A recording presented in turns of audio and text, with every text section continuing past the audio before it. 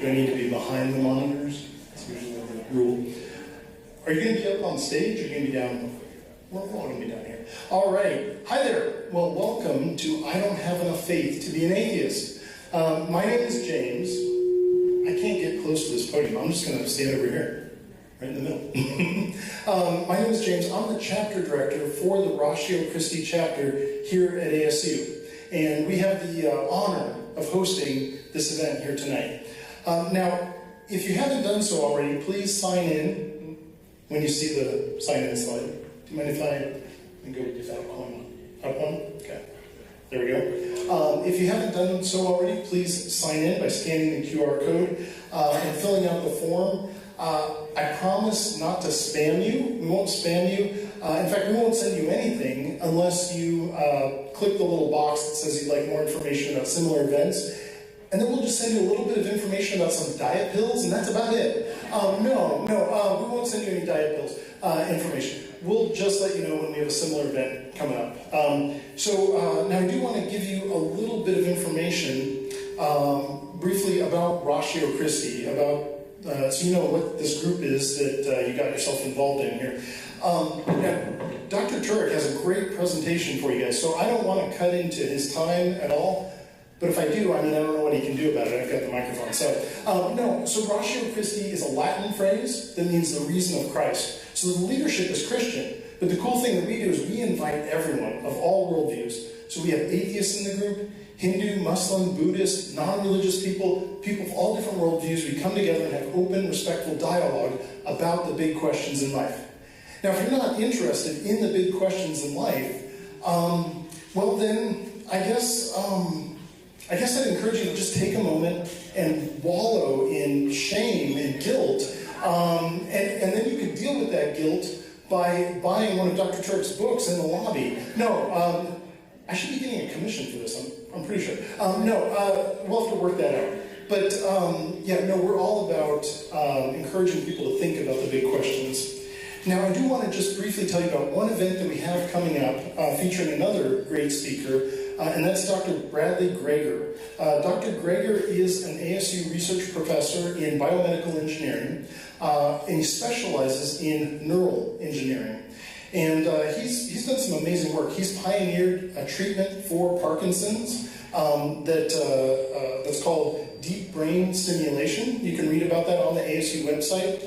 And he's done some amazing research mapping the connections in the cerebral cortex in order to integrate prosthetics with the human brain. I mean, we've all dabbled in that, but he's actually focuses on that, so that's his specialty. Well, in 10 days, on the 19th of this month, we're bringing in to the MU for one of our Lunch and Learn events. And I'd like to say that we came up with that term.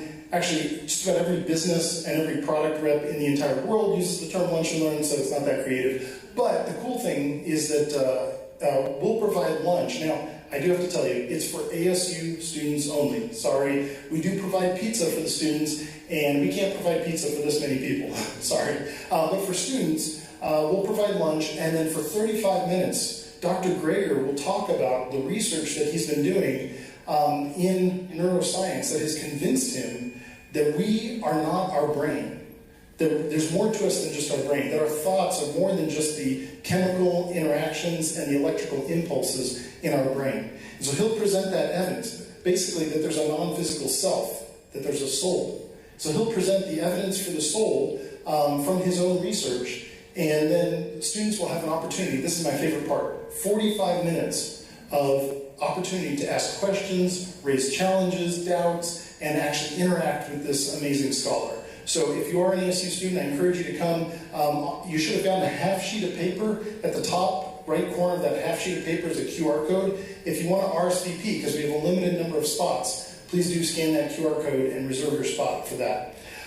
All right, well finally, it's time for introductions. Now rather than have me introduce Dr. Turek, I wanted to make sure I gave that honor to our student president, Rihanna Ramsey, because she's worked very diligently to put this event together, as have our other student officers. Now, Rihanna is an amazing student. She's a dual major. She's getting her undergraduate in civic and economic thought and leadership. That's the SCETL program, for those of you who are familiar with that. She's also doing her undergraduate in economics, and she's minoring in dance, and she's in the honors program. And she apparently was concerned that, she was worried that she might still be a little bored with all that, so she also tutors high school students in Latin. But despite all that, she's actually very humble and very kind and a wonderful person. So I encourage you to get to know her. If you see her in the lobby afterward or you see her on campus, please ask her about Ratio Christi. But with that said, please welcome Rihanna.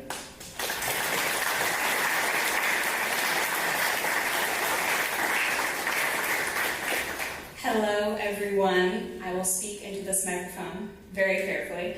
It is indeed my great pleasure and honor to introduce Dr. Frank Turek tonight.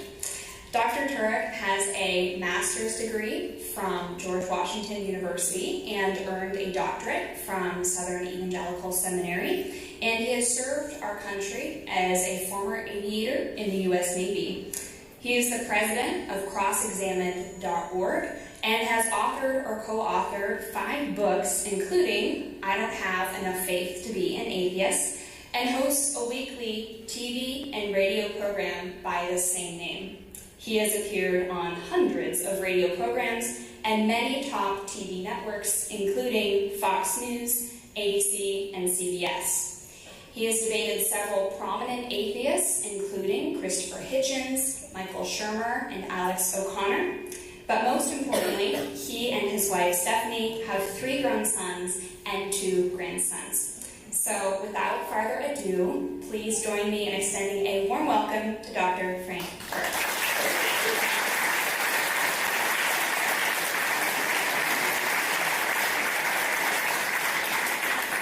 Ladies and gentlemen, there is hope for America. There she is.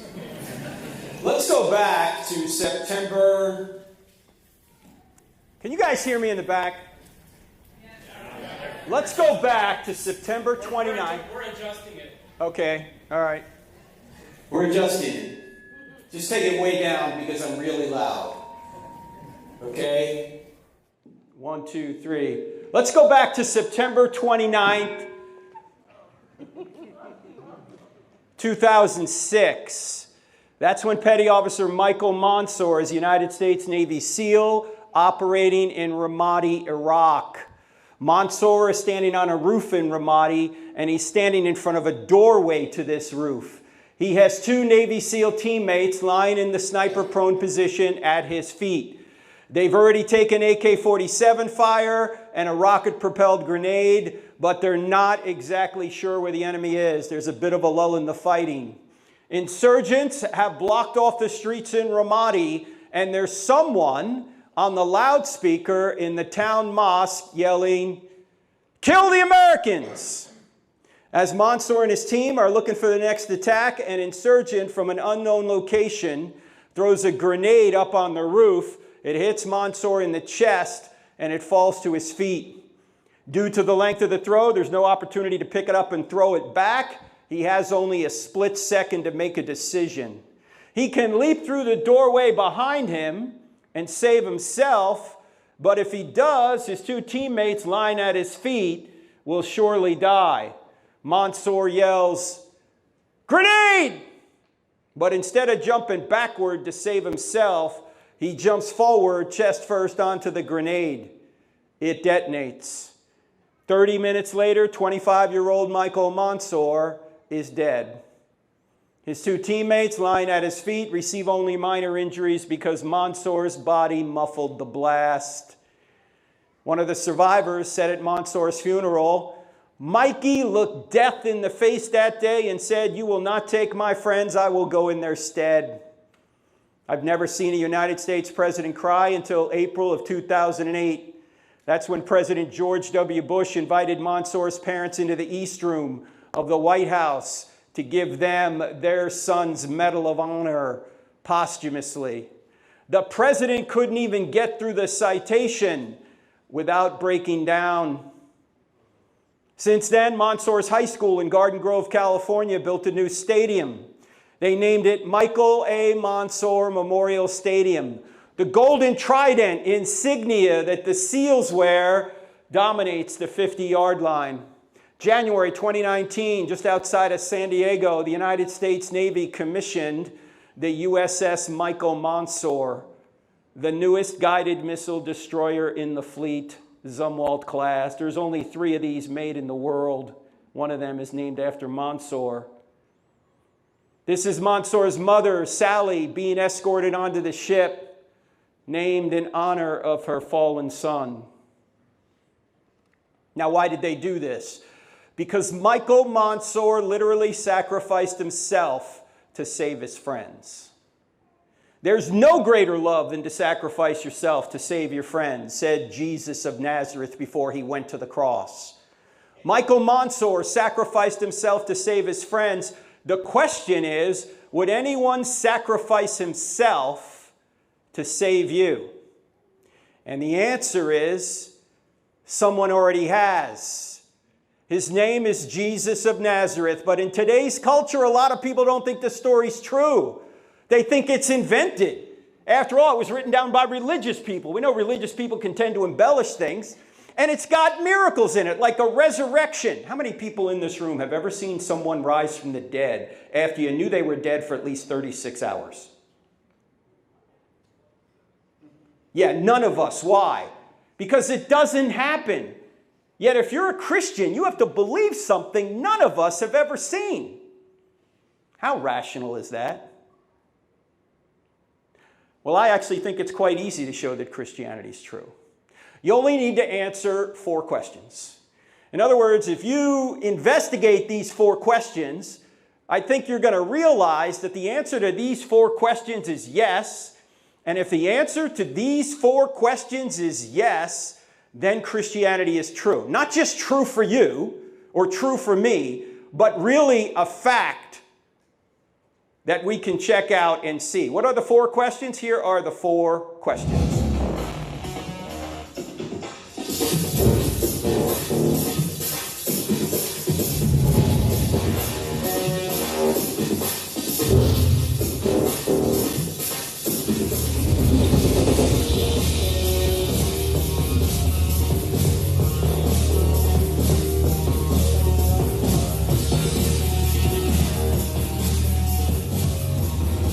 Now that is some pretty grooving music, isn't it? Yeah. That's actually from our TV show on every Wednesday nights here, of course. Right now it'd be 6 p.m. rather than 9 p.m. It's on DirecTV channel 378. If you don't have DirecTV, it's on Roku. And let's just look for NRB TV on Roku for National Religious Broadcasters. If you don't have DirecTV and you don't have Roku, it's on this new technology sweeping Tempe right now. It's called the internet. Have you guys heard of this? Yeah, it's streamed on our website, crossexamined.org, every Wednesday at that time. We're also on radio, a bunch of stations around the country, but it doesn't matter if it's on radio. It's podcasted. It's called the I Don't Have Enough Faith to Be an Atheist podcast. We actually do 2 a week, and wherever you get podcasts, you can listen to it. What we do is we present evidence for Christianity, and we cross-examine ideas against it. Now, why are these the 4 questions? Truth, God, miracles, and the New Testament. And this is going to serve as our outline here tonight before we get to Q&A. I don't know if James mentioned, he said we're going to have Q&A. Actually, that's not true. We're going to have all Q, no A. All right? Everyone gets to ask a question, takes all the pressure off me. Now, we'll get to Q&A later, all right? But why are these the 4 questions? First question, does truth exist? Why is that important? Because you hear people saying there's no truth. You got your truth, I got my truth. All truth is relative. Well, if there's no truth, Christianity can't be true. Of course, if there's no truth, atheism can't be true either, right? Of course, there's truth, ladies and gentlemen. If there was no truth, would you be spending thousands of dollars coming to ASU? I mean, you're here to learn truth, right? If there was no truth, would you ever read a book? Would you ever go to school? Would you ever be able to catch someone in a lie if there was no truth? I mean, lies presuppose truth, right? So, of course, there's truth. We're going to deal with that first. Second question, does God exist? Christianity can't be true if there's no God. I hope to show you tonight through 3 arguments that we'll mention. We can't go into a lot of depth, but there really is a theistic God out there. These arguments are in the Bible, but you don't need the Bible to know them. In fact, you can establish that God exists without any reference to any religious writing. Before there was a Bible, did people know there was a God? Yeah, of course. Third question, are miracles possible? Christianity can't be true if miracles are not possible. In fact, I just asked you if anyone's seen a resurrection. Nobody said yes. But I hope to show you that not only are miracles possible, the greatest miracle in the Bible, even atheists are admitting the evidence for. We'll see that tonight. Then we're going to get to the key question, is the New Testament true? The New Testament doesn't have a prayer if there's no truth, no God, or no miracles. But if truth exists, if God exists, if miracles are possible, then we can see if one event from the ancient world took place that the New Testament talks about. If this event occurred, Christianity's true. If this event didn't occur, it's false. What's the event? The resurrection. If Jesus really died and rose from the dead, game over, Christianity's true. If Jesus didn't rise from the dead, game over, it's false. And even the Apostle Paul said this to his first letter to the church at Corinth. If Christ hasn't risen from the dead, your faith is in vain. Do you realize that Christianity is a religious worldview you can investigate and discover whether or not it's true? It's not just someone's philosophy. You can actually see if this happened in history. Now, if the resurrection did occur, it's fairly easy to also show the Bible's the Word of God. We won't have time to get there tonight, but it's all in the book. I don't have enough faith to be an atheist. What we're going to do is we're going to start right here at Does Truth Exist? You guys ready to go? Sun Devils, you guys ready to go? All right. Now, whenever you start talking about truth, you always have to start with Jack Nicholson. Right? Because Tom Cruise had him on the witness stand, and he said to him, Colonel, I want the truth. And Nicholson said, you can't handle the truth. Sun Devils, the Wildcats would have done that better. You can't handle the truth. That's not how he said it. Yeah, that's right. You're closer.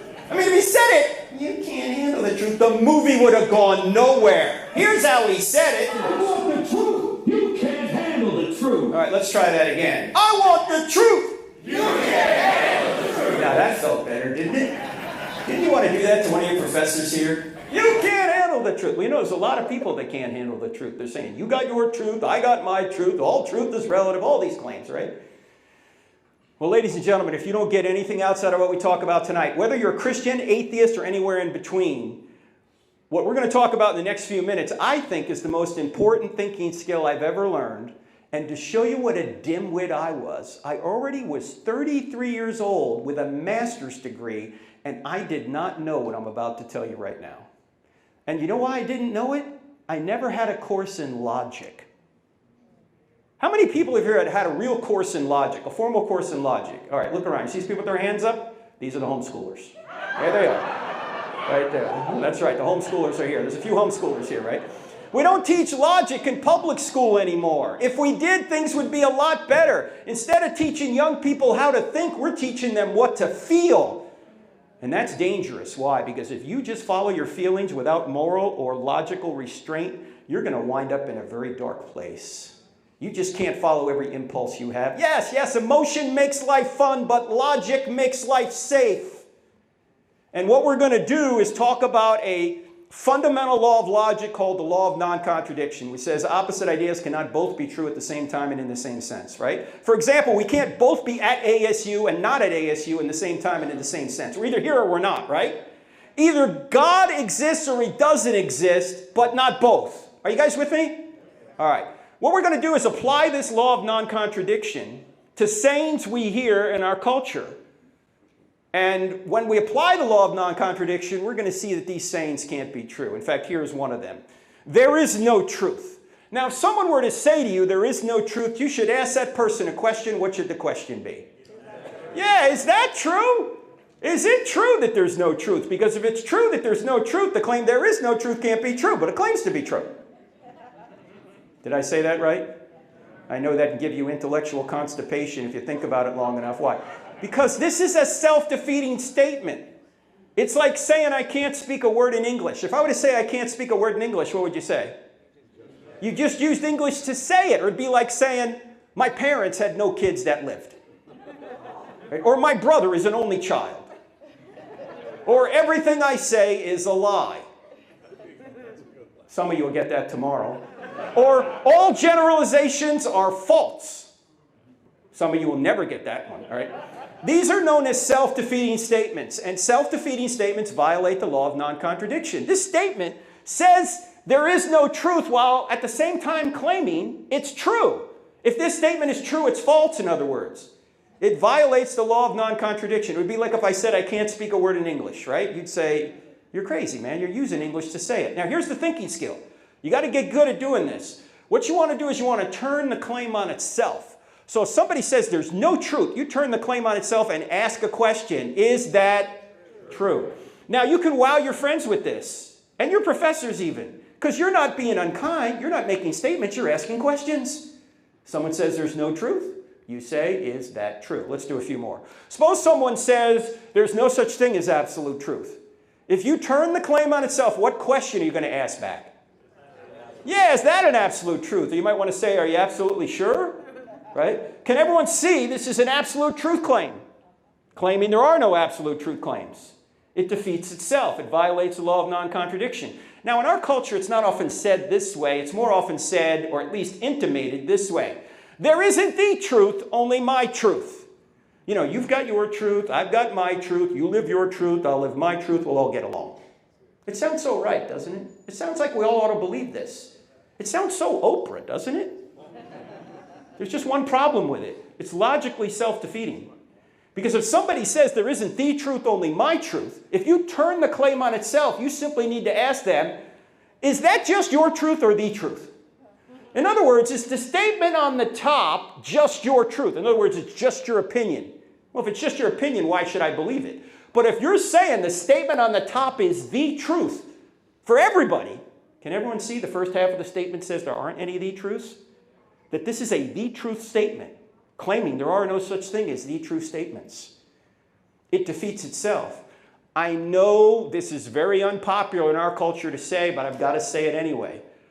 There's no such thing as your truth. There's no such thing as my truth. There's just the truth.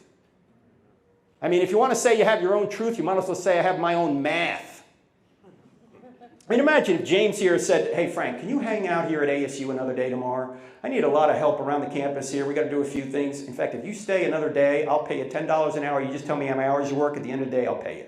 Now, actually, James would never do this. He doesn't pay that much. Let's suppose I hung out tomorrow and I worked a full day, 15 hours. I'm done. He goes, okay, what do I owe you? I say, okay, $10 an hour times 15 hours. You owe me $150,000. He's going to go, what? I owe you $150, not $150,000. And I go, oh, no, you don't understand. I have my own math. Right? He's going to go, you're crazy. There's not my math or your math. There's just math. Now, parents, I'm not talking about the kind of math your kid brings home and you're going, this isn't my math. No, I'm not talking about that. But look, there's one answer to a math problem, okay? It's not my answer or your answer. It's the answer. And so we have to be very clear. Things are just true or false. It's not my truth or your truth. There's just truth. Now, this is another claim you're going to hear, particularly in our culture. You ought not judge. In fact, Jesus said, don't judge. Why are you judging, you hypocrites? All right, let's leave Jesus aside for just a second. What's the problem logically with the claim? Yeah, if somebody says you ought not judge, you might want to say, hey, isn't that a judgment? Or if you really want to say something a little bit more strongly, you can say, if we're not to judge, then why are you judging me for judging? Notice? Now you might say, wait a minute, Frank, didn't Jesus say don't judge? Nope, never said it. What do you mean he never said it? This is in the middle of his most famous sermon, the Sermon on the Mount. It's Matthew chapter 7, verse 1. All right. I know this is going to sound odd for just a second, but it's true. Stick with me. There are no verses in the Bible. There are no verses in the Bible. Do you think when Matthew was writing his biography that we now call a gospel, he said, here's chapter 7, verse 1? No. When were those chapter and verse divisions added? About 500 years ago to help us navigate the text, which is really important. It'd be hard to find your way around this big series of books we put under one binding if you didn't have numbers. I mean, imagine if you're a Christian, you go to church one Sunday morning. You don't have numbers in your Bible. The pastor doesn't have numbers in his, and he just opens up this big book, and he looks at you, and he goes, let's go about 2/3 of the way in. Let's see if we can find the same spot. Right? No, we can't do that, right? We need numbers to find our way around. The problem is we tend to think if it's got a number in front of it, we can take it out and make it say whatever we want. You can't do that. You gotta look around the passage to see what's going on. In fact, some of you are going to hate me for this, but I don't care. I'm leaving tomorrow. Okay? This is why you should never say that Jeremiah 29:11 is a promise to you. What's Jeremiah 29? You know Jeremiah 29:11. Oh, the plans I have for you, plans to prosper you, plans to give you hope and a future. I mean, this is on birthday cards. This is on pillows. This is on coffee mugs. It's on posters. It's everywhere. Is this a promise to 21st century Christians living in Tempe, Arizona? No. Who is that a promise to?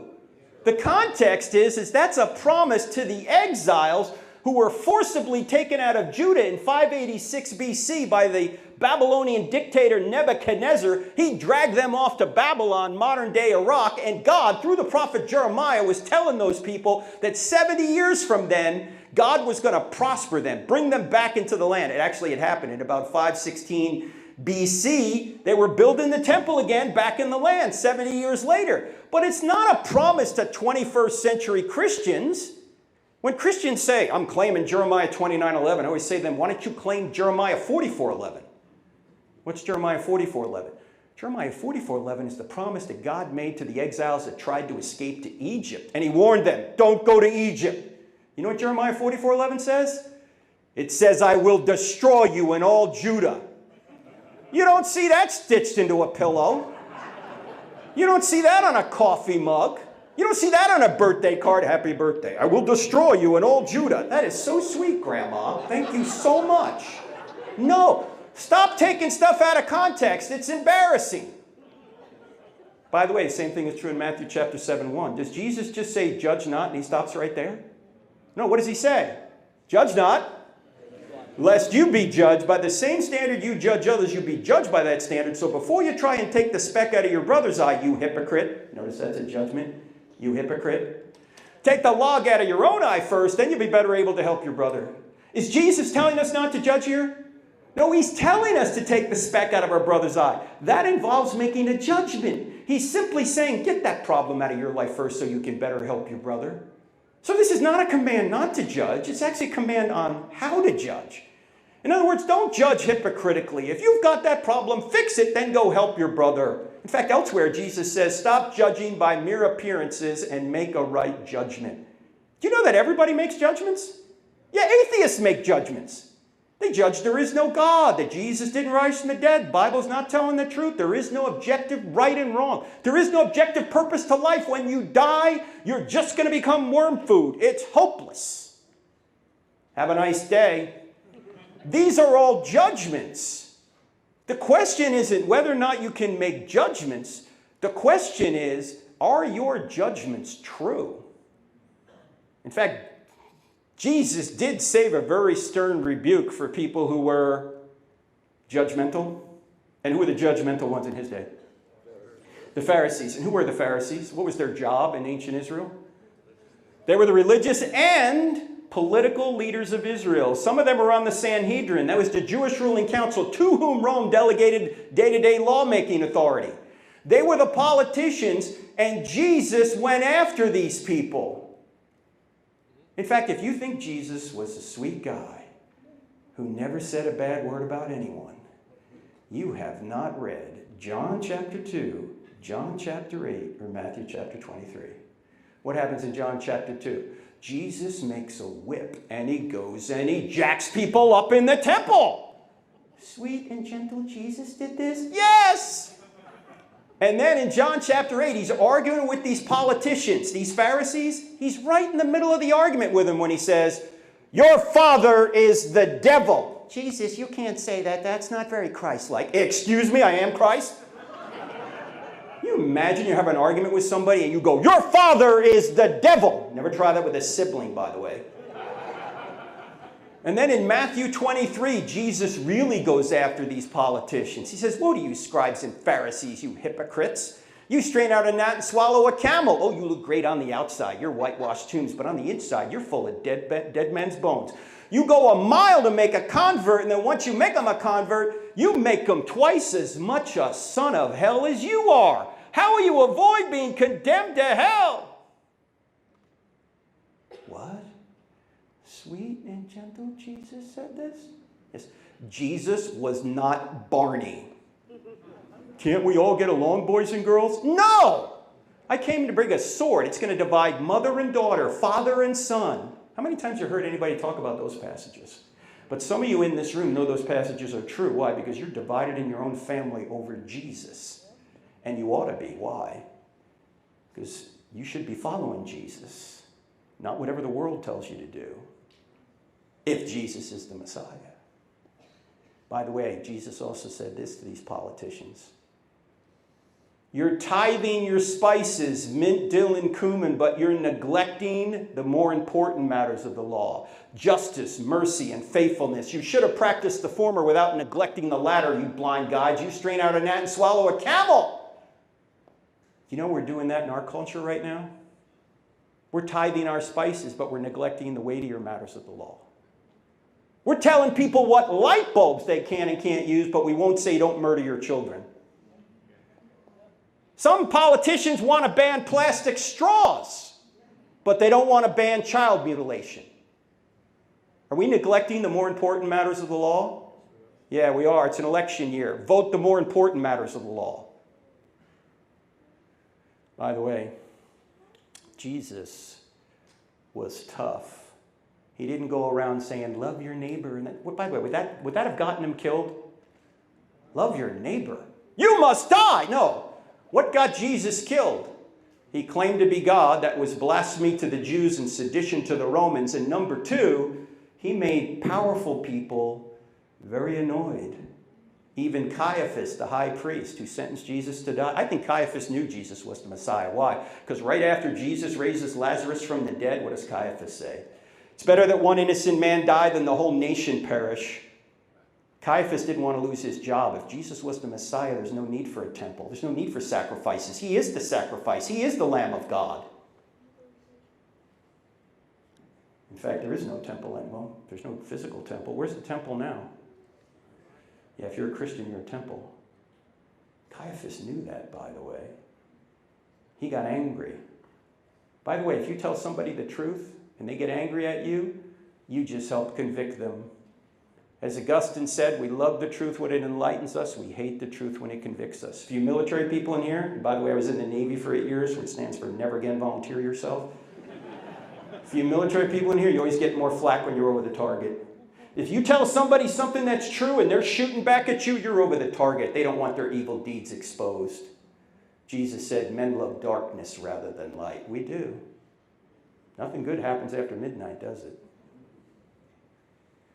So Jesus was tough. Don't buy into the fact that you can't make judgments. You have to make judgments, but you have to make judgments without being judgmental. There is nobody in this room, nobody watching on the internet, who's going to make it to God because you're any better than anybody else. The only way we're ever going to make it to God is because of what He did for us, not what we do for Him. You don't even need Jesus if you could get to heaven by being good. Why has God sent His only Son to die a brutal death if you could just be good and make it? Because you can't be good and make it. Because we've all sinned. We're all unjust. Look, there's only two things you're going to get in the afterlife, either justice or grace. Does anyone here really want justice? I don't want it. I want grace. Now, there's many more self-defeating statements we could go through. We don't have time. I just want to sum it up this way. Can everyone see that this statement right here shoots itself? Can everybody see that? Which means relativism and postmodernism are false because they claim it's true that there is no truth. Tragically, many of our high schools and most of our universities have bought into postmodernism. The truth that there is no truth. Now, we're not just here at ASU. Last week we were at UT Dallas. Next week we'll be at Western Carolina University. Here's a event we did at the University of Wisconsin at Madison, and they love the Bible there about as much as the University of California at Berkeley does. And we do Q&A, and we'll have the Q&A mic set up for a little bit later for Q&A. And I need to mention something to you that if you're not a believer here, thank you for being here. But if you get up to the microphone, I may ask you a question. And I need to warn you what the question is because it's not fair of me to do that unless you know it in advance. And here's the question I may ask you. If Christianity were true, would you become a Christian? I've had atheists stand at that microphone in front of hundreds of people and say, no. No? Wait, I thought you claimed to be reasonable. How is it you wouldn't believe something that was true? Because it's not a matter of reason. It's not a matter of head. It's a matter of the heart. They don't want it to be true. They don't want there to be a God. Why? Because they want to be God over their own lives. They're not on a truth quest. They're on a happiness quest. And by the way, Christians, this applies to us sometimes too, doesn't it? We want to suppress the truth to go our own way. We're searching for happiness, not for truth. Here's the problem. You can make yourself happy over the short term, doing a lot of fun, but ultimately selfish and sinful things. But over the long term, it's a disaster. And everyone in this room over 40 years old knows what I'm talking about, because many of us have tried it ourselves. Doesn't work out. Yeah, if you live just for yourself all the time, first of all, who's going to put up with that? And anybody that does put up with it, you're probably not going to have a good relationship. No, if you just live for yourself all the time, you're going to wind up divorced, alone, addicted, broken, and probably prematurely dead. If you want contentment, you've got to go straight through truth, and Jesus is the truth. So I may ask you that question. If Christianity were true, would you become a Christian? For you Christians in here, if you know people who are not Christians, you like to be Christians, ask them that question. If they hesitate or say no, it's not a head problem. It's a heart problem. And 99 times out of 10, as we say in Mississippi, it's a heart problem. It's not a head problem. All right, so we know that truth exists. It's self-defeating to say it doesn't exist. The next question, is it true that God exists? And I mentioned there are 3 arguments that we're going to look at for the existence of God. We're just going to look at one and mention 2 others. The first argument is the argument from the beginning of the universe, known as the cosmological argument. Now, cosmological comes from the Greek word cosmos, which means world or universe. And it says if the universe had a beginning, it must have had a beginner. The second argument is the argument from design, known as the teleological argument. And telos is a Greek word meaning design or purpose. And it says if there's design in the universe and design in life, there must be a designer. Now, these 2 arguments have some scientific evidence behind them. The third argument is not a scientific argument. It's more philosophical in nature. Yet it's the argument you have all understood since you were a very small child. It's the argument from morality known as the moral argument. And it says if there's one thing morally wrong out there, just one, like it's wrong to torture babies for fun, or it's wrong to murder 6 million people in the Holocaust, or it's wrong to walk into a grade school and murder 9-year-olds, then there has to be a God. Why? Because if there is no standard beyond humanity, a standard of righteousness that we're all obligated to obey, then everything's just a matter of opinion. It's just your opinion against a baby torturer's opinion. Just your opinion against Hitler's opinion. Your opinion against some school shooter's opinion. No, we know these things aren't just a matter of opinion. We know those things are really wrong, so there must be a standard of really right outside of ourselves that we're obligated to obey. By the way, I don't know if you've noticed this, but we appear to be creating rights in this country every 10 minutes. And many of the people claiming they have new rights are atheists. They have no foundation for these rights. Do you know if there's no God, there's not only no right to abortion, there's no right to life? There's not only no right to same-sex marriage, there's no right to natural marriage. There are no trans rights. There are no human rights, Christian rights. There are no rights of any kind if there's no God. In fact, what does our Declaration of Independence say? We hold these truths to be self-evident that all men were created and endowed by their government? No.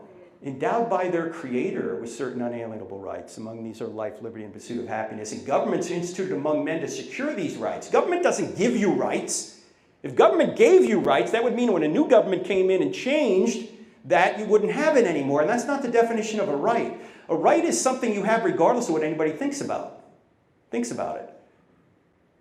Only if God exists are there rights. Now, we don't have time to get into all this right now. We're just going to look at one argument, the cosmological argument. Now, you got to admit, Sun Devils, it was worth coming here tonight just to see God do that. Come on. I mean, some of you said, I've never seen God move. Oh, really? Check this out. Now, this is the argument that many say points back to the big... Now, some of you going, Frank, you know, we're Christians in here, and we don't believe in the Big Bang. You guys don't believe in the Big Bang? I believe in the Big Bang. I just know who banged it. In fact, the evidence for the Big Bang is so good that even atheistic scientists have admitted it. Stephen Hawking, who was probably the top physicist in the world until he died about 6 years ago, put it this way. Almost everyone now believes that the universe and time itself had a beginning at the Big Bang. Now, Hawking was an atheist, and he's saying the universe had a beginning out of nothing. He had no real explanation for how, but he's admitting it happened. Even an agnostic cosmologist by the name of Alexander Vilenkin, who now teaches at Tufts University, said this in his book, Many Worlds in One. He said, with the proof now in place, cosmologists, by the way, a cosmologist is not someone that puts on your makeup, all right? The cosmologist studies the universe. Cosmologists can no longer hide behind the possibility of a past eternal universe. There is now no escape. They have to face the problem of a cosmic beginning. Interesting couple of words here. One is the word proof. It's unlikely or unusual for scientists to use the word proof. Why? Because science, by definition, is tentative. There's always new evidence that can come in and overturn a pre-existing theory. And I know you can't trust everything on Wikipedia, but type into Wikipedia overturned theories of science. You're going to find scores of them. They're overturned because new information comes in. Despite being tentative, Vilenkin sees so much evidence pointing to a beginning that he's willing to call it a proof. Also, the word problem. Why is it a problem if there's a cosmic beginning? Because if there's a problem, or if there's a cosmic beginning to all of nature, whatever created nature can't be made of nature. It must be something beyond nature, something what we would call supernature. By the way, you have a very eminent cosmologist here at Arizona State. His name is Paul Davies. And he traffics in this kind of evidence as well. Very brilliant guy right here at Arizona State. Now, we're not going to look at the evidence for this. Why? Number one, we don't have time.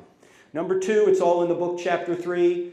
Number three, it's not controversial. Even atheists are admitting it.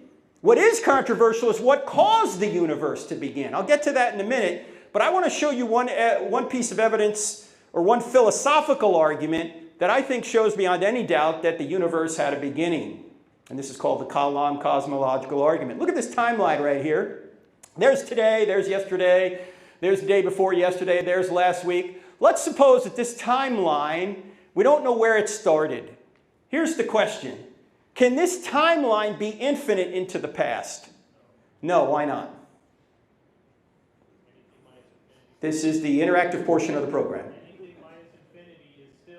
Anything minus infinity is still infinity. You're right, but let's put it in plain English. Today never would have arrived. If there were an infinite number of days before today, you'd never get to today. Why? Because you'd always have to live another one before you got to today, because there's an infinite... And you guys are looking at me like you have intellectual constipation. Yeah, I get that. Think about it, though. If the past were infinite, today never would have arrived, but here we are. Which means there can only be a finite number of days before today. And if there's a finite number of days before today, that means time had a beginning. And if time had a beginning, what created time? Only something outside of time, something that's timeless. And we'll see the other attributes of this being here in a minute. But if you're timeless, do you have a beginning yourself? No, which means who made God is not a good question. Because if God created the universe, he's outside of time by definition. If he's outside of time by definition, he didn't have a beginning. He's the uncaused first cause. In fact, let's just jump to the bottom line. The evidence shows we've got two options. Either no one created something out of nothing, which is the atheistic view, or someone created something out of nothing, which is the theistic view. Now, which view is more reasonable, do you think? That no one created something out of nothing, or that someone created something out of nothing? What do you think? Yeah, 2 is more reasonable. There was a guy here a while ago here at Arizona State by the name of Lawrence Krauss, and he tried to put forth this claim that no one created something out of nothing. That the universe came into existence by nothing. The problem was his definition of nothing was actually something. It was a quantum vacuum which itself would need to be created. So he didn't really get anywhere with his book, A Universe from Nothing. He's not here at Arizona State anymore. But think about this. If space, time, and matter had a beginning out of nothing, what could have created space, time, and matter? Only something outside of space, time, and matter. In other words, the cause must be spaceless, timeless, immaterial, powerful to create the universe out of nothing. Personal in order to choose to create. Why? To go from a state of nothingness to a state of creation. Someone had to make a choice, and only persons can make choices. Impersonal forces don't make choices. Also, the being would have to be intelligent to have a mind to make a choice. Now, ladies and gentlemen, when you think about a spaceless, timeless, immaterial, powerful, personal, intelligent creator, who do you think of? God. You say, well, how do you know it's the Christian God, Frank? We don't. Yet. We haven't done enough research yet. This could be Allah or some other theistic or deistic God. No argument gets you all the way to the God of the Bible from science. We're just saying this could be the God of the Bible. Now, if we keep doing our research and we figure out that Jesus really did predict and accomplish his own resurrection from the dead, then we can go back and say that the same being that walked out of the tomb 1,991 years ago is the same being in whose divine nature created the universe out of nothing. But we haven't gotten there yet. This could be the God of the Bible. By the way, let me say one other thing. You know that everyone believes in at least one miracle? Christians believe in this miracle and many others, but atheists believe in one miracle. At least some of them do. They believe that no one created something out of nothing. Now, which of these two miracles takes more faith, do you think? And when I say faith, I mean blind faith, not with evidence. Yeah, number one, takes a lot more blind faith than to believe that there is an uncaused first cause. I mean, even the Greeks knew there had to be an uncaused first cause. The problem with atheism is they have no cause for all this. Here's, in fact, a good question to ask an atheist. If there is no God, why is there something rather than nothing at all? I mean, if there is no God, why does anything exist? Why do you exist? Why do I exist? Why do Dallas Cowboys exist? I mean, that's like if God, why evil, right? I mean, come on. Why does anything exist if there is no God? All right, the second argument is the design argument. We don't have a lot of time to get into that, but let me just mention one thing about it. One of the most impressive arguments for God is called the fine-tuning of the universe. And even atheists will admit this is the hardest one to answer for them, because some of these constants about our universe are so fine-tuned that if you were to change them an infinitesimal amount, we wouldn't be here. For example, the ratio of the strong nuclear force to gravity is fine-tuned to 1 to 10 to the 40th power. What is that? That's one chance in 1 with 40 zeros following it. You say, Frank, I can't get my head around that number. I know, neither can I. Let me give you an illustration.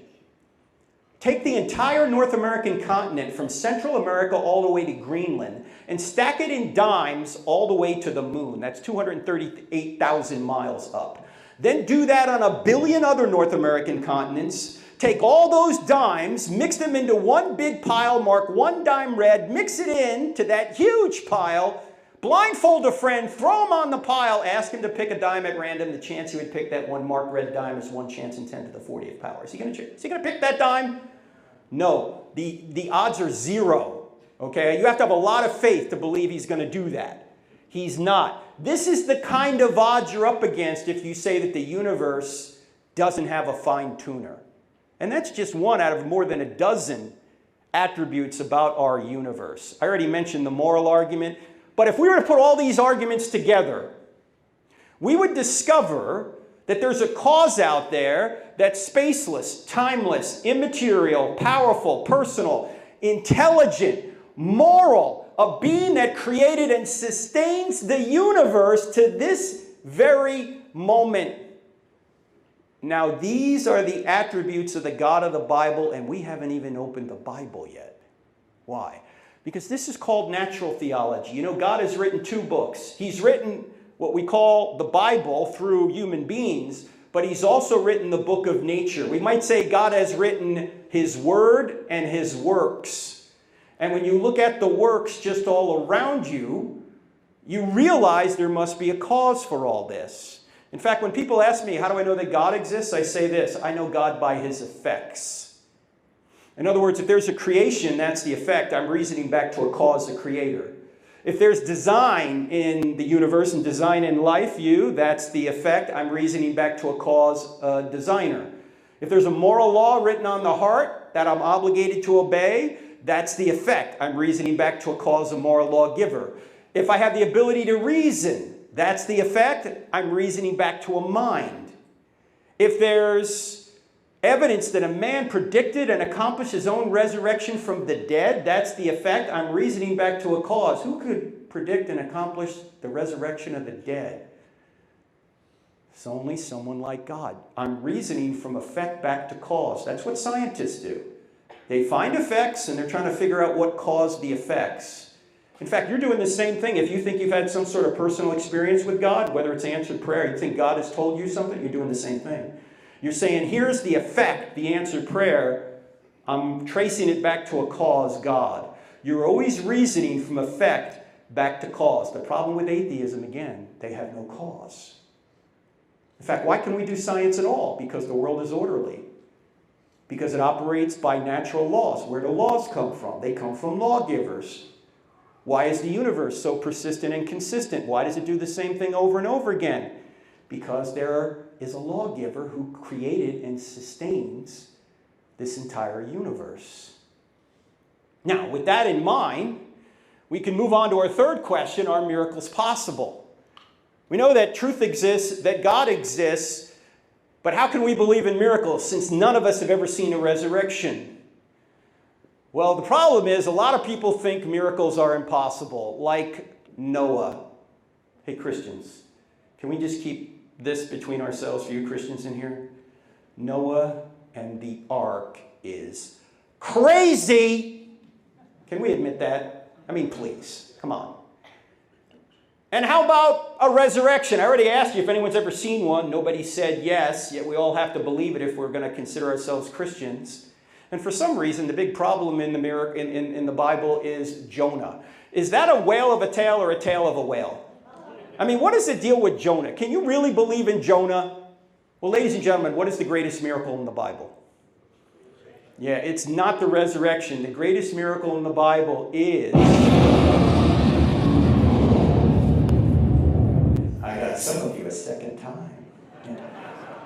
The greatest miracle in the Bible is the first verse. In the beginning, God created the heavens and the earth. If that verse is true, every other verse is at least possible, right?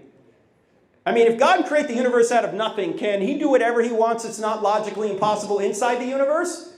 Of course he can. Now, some of you are going, wait a minute, what's this logically impossible stuff, Frank? I thought God can do anything. No, there's many things God can't do. Like what? He can't do logically impossible things. Like he can't create a square circle. Doesn't exist. Can't create a married bachelor. I know some guys try, but no, right? Doesn't exist. Can't create a five-sided triangle. Doesn't exist. Can't create an honest politician, right?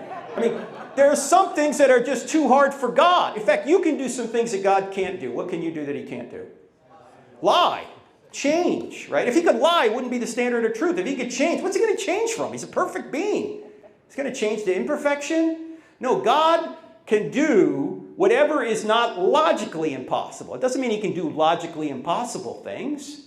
But if God can create the universe out of nothing, and here's the real kicker, atheists are agreeing with the evidence for the first verse. In fact, you know what Hawking's explanation was for the creation of the universe? And I'm not making this up. This is in the last book he wrote called The Grand Design. It's on page 180. And he said this, literally. He said, because there's a law like gravity, the universe can and will create itself out of nothing. Hello, McFly. Can you create your... Can gravity create anything? Did gravity even exist? After he said this, the esteemed philosopher and mathematician John Lennox from Oxford University said this. He said, when brilliant scientists utter nonsense, it is still nonsense. Gravity doesn't create anything. Gravity didn't even exist. Gravity is created. It can't be the creator. But if this is true, then are these miracles at least possible? I mean, if God can create the whole universe out of nothing, can he raise Jesus from the dead? Of course he can. Of course Noah's crazy, unless God exists. Of course Jonah's a fairy tale, unless God exists. Now, I know some of you are going, Frank, I can't believe in miracles because I've never seen one. Ladies and gentlemen, that's not a good reason to disbelieve something necessarily. Why? Because you believe in a lot of things you've never seen. You believe in your mind. Have you ever seen it? You're using it right now. You believe in the laws of logic, the laws of mathematics. Have you ever seen those? No. You believe in justice. Have you ever seen justice? Oh, you may have seen people being treated justly or unjustly, but you don't see justice in itself because it's an immaterial reality grounded in the nature of God. You've never seen love, and everybody believes in love. In fact, a number of years ago, I had a couple of debates with the new atheist, Christopher Hitchens. You guys remember Christopher Hitchens? He was a brilliant British atheist who sounded more brilliant than he was because he had a British accent. Anyway, in one of our debates at the College of New Jersey, and by the way, you can see these debates on our YouTube channel, the CrossExamined YouTube channel, a student at the College of New Jersey asked Christopher this question: Christopher, what is love? And Christopher, being a materialist, an atheist, meaning he doesn't even think souls exist or minds exist, we're just molecular machines, we're just molecules bumping into one another. He thinks you're just a moist robot, and so is he. He had to come up with a materialistic answer to the question is, what is love? So he finally said, love is a chemical. And I said, don't tell that to your wife. Love is a chemical? Honey, do you love me? Yeah. Why? Because I got the chemical. You know, tomorrow I might not have the chemical, but I got it today. No, love is not a chemical. Love is to seek what's best for the other person, regardless of what you feel about it. It's an action, but you don't see it. It's not something you see. It's not a physical thing. One other thing we have to point out is that love, contrary to what our culture said, does not mean approval. Oh, if you love me, you'll approve of what I do. Every parent knows this is nonsense. In fact, how many people in here are parents? Can I see your hands, please? All right, how many people in here are former children? Okay, good. That's all of us then. If your parents approved of everything you wanted to do when you were 13, would they have been loving? No, you need to stand in the way of evil if you're going to be a good parent. You can't enable your kid to do evil. That's not loving, that's enablement. And the same thing is true in our culture today. We have people screaming, approve of me, approve of me. No, if you're doing something evil, in order for me to love you, I can't approve of it. In fact, it was the great Thomas Sola who said everything well. He's 94 years old now. Thomas Sola said this. He said that when you want to help someone, you tell them the truth. When you want to help yourself, you tell them what they want to hear. How many times do we tell people what they want to hear, especially on the sexual issues? Oh, I'm with you. You can do whatever you want. You're not helping them. You're enabling them. You're helping yourself. So you don't have to take their consternation when they get mad at you. Love means that you're going to seek what's best, not just do whatever somebody else wants to do. By the way, you've never even seen gravity. Oh, Frank, there's gravity right there. You're not seeing gravity. What are you seeing? You're seeing the effects of gravity. We really don't even know what gravity is. You've never seen George Washington, but you believe he existed. Why? Because he's left effects behind that are best explained by a man who lived from 1732 to 1799. You've never seen Jesus in person either.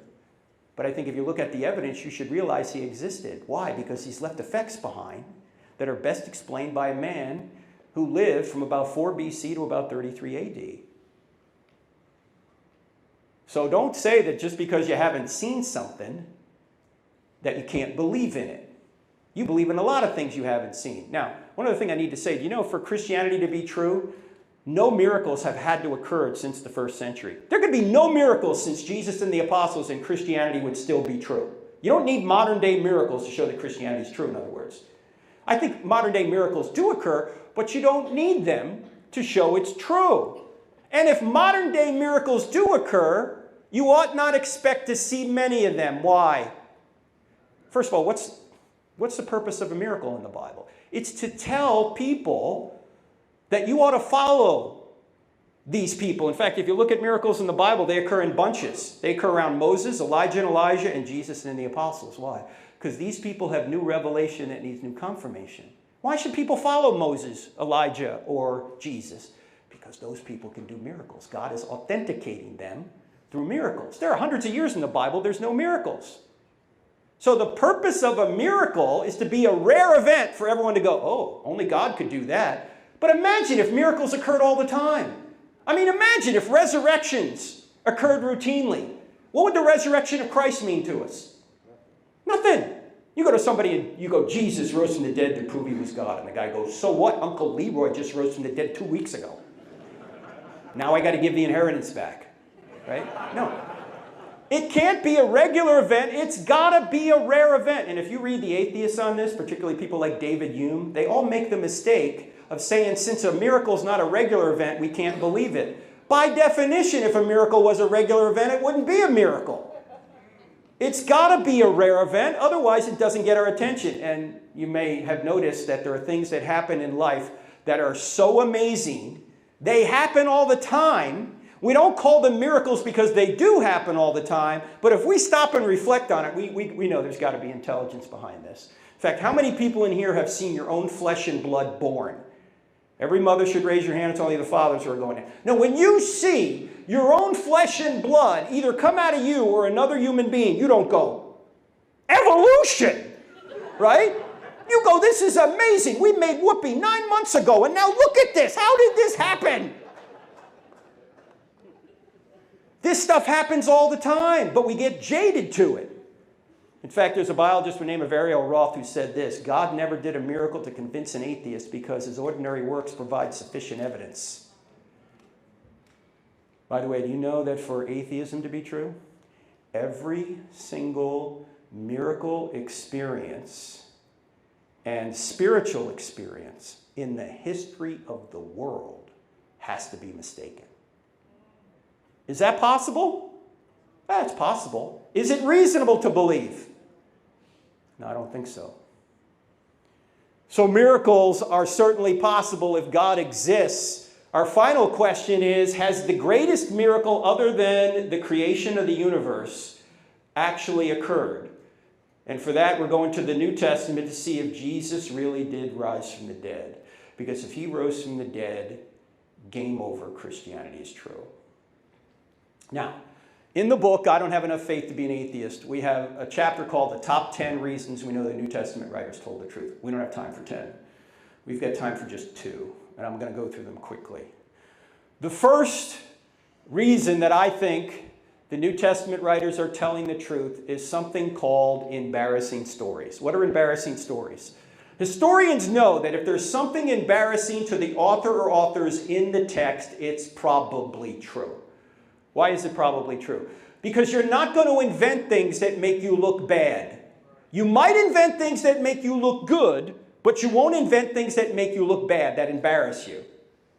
In fact, let me ask you guys a question in here. How many people in here have ever lied to make yourself look good?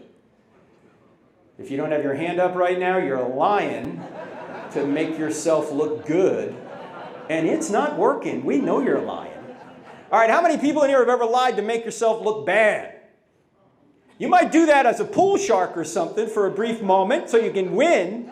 But no, you generally don't lie to make yourself look bad. You will lie to make yourself look good. You won't lie to embarrass yourself. And the New Testament writers have filled the New Testament with embarrassing stories they never would have invented. That's why we call this the dove factor.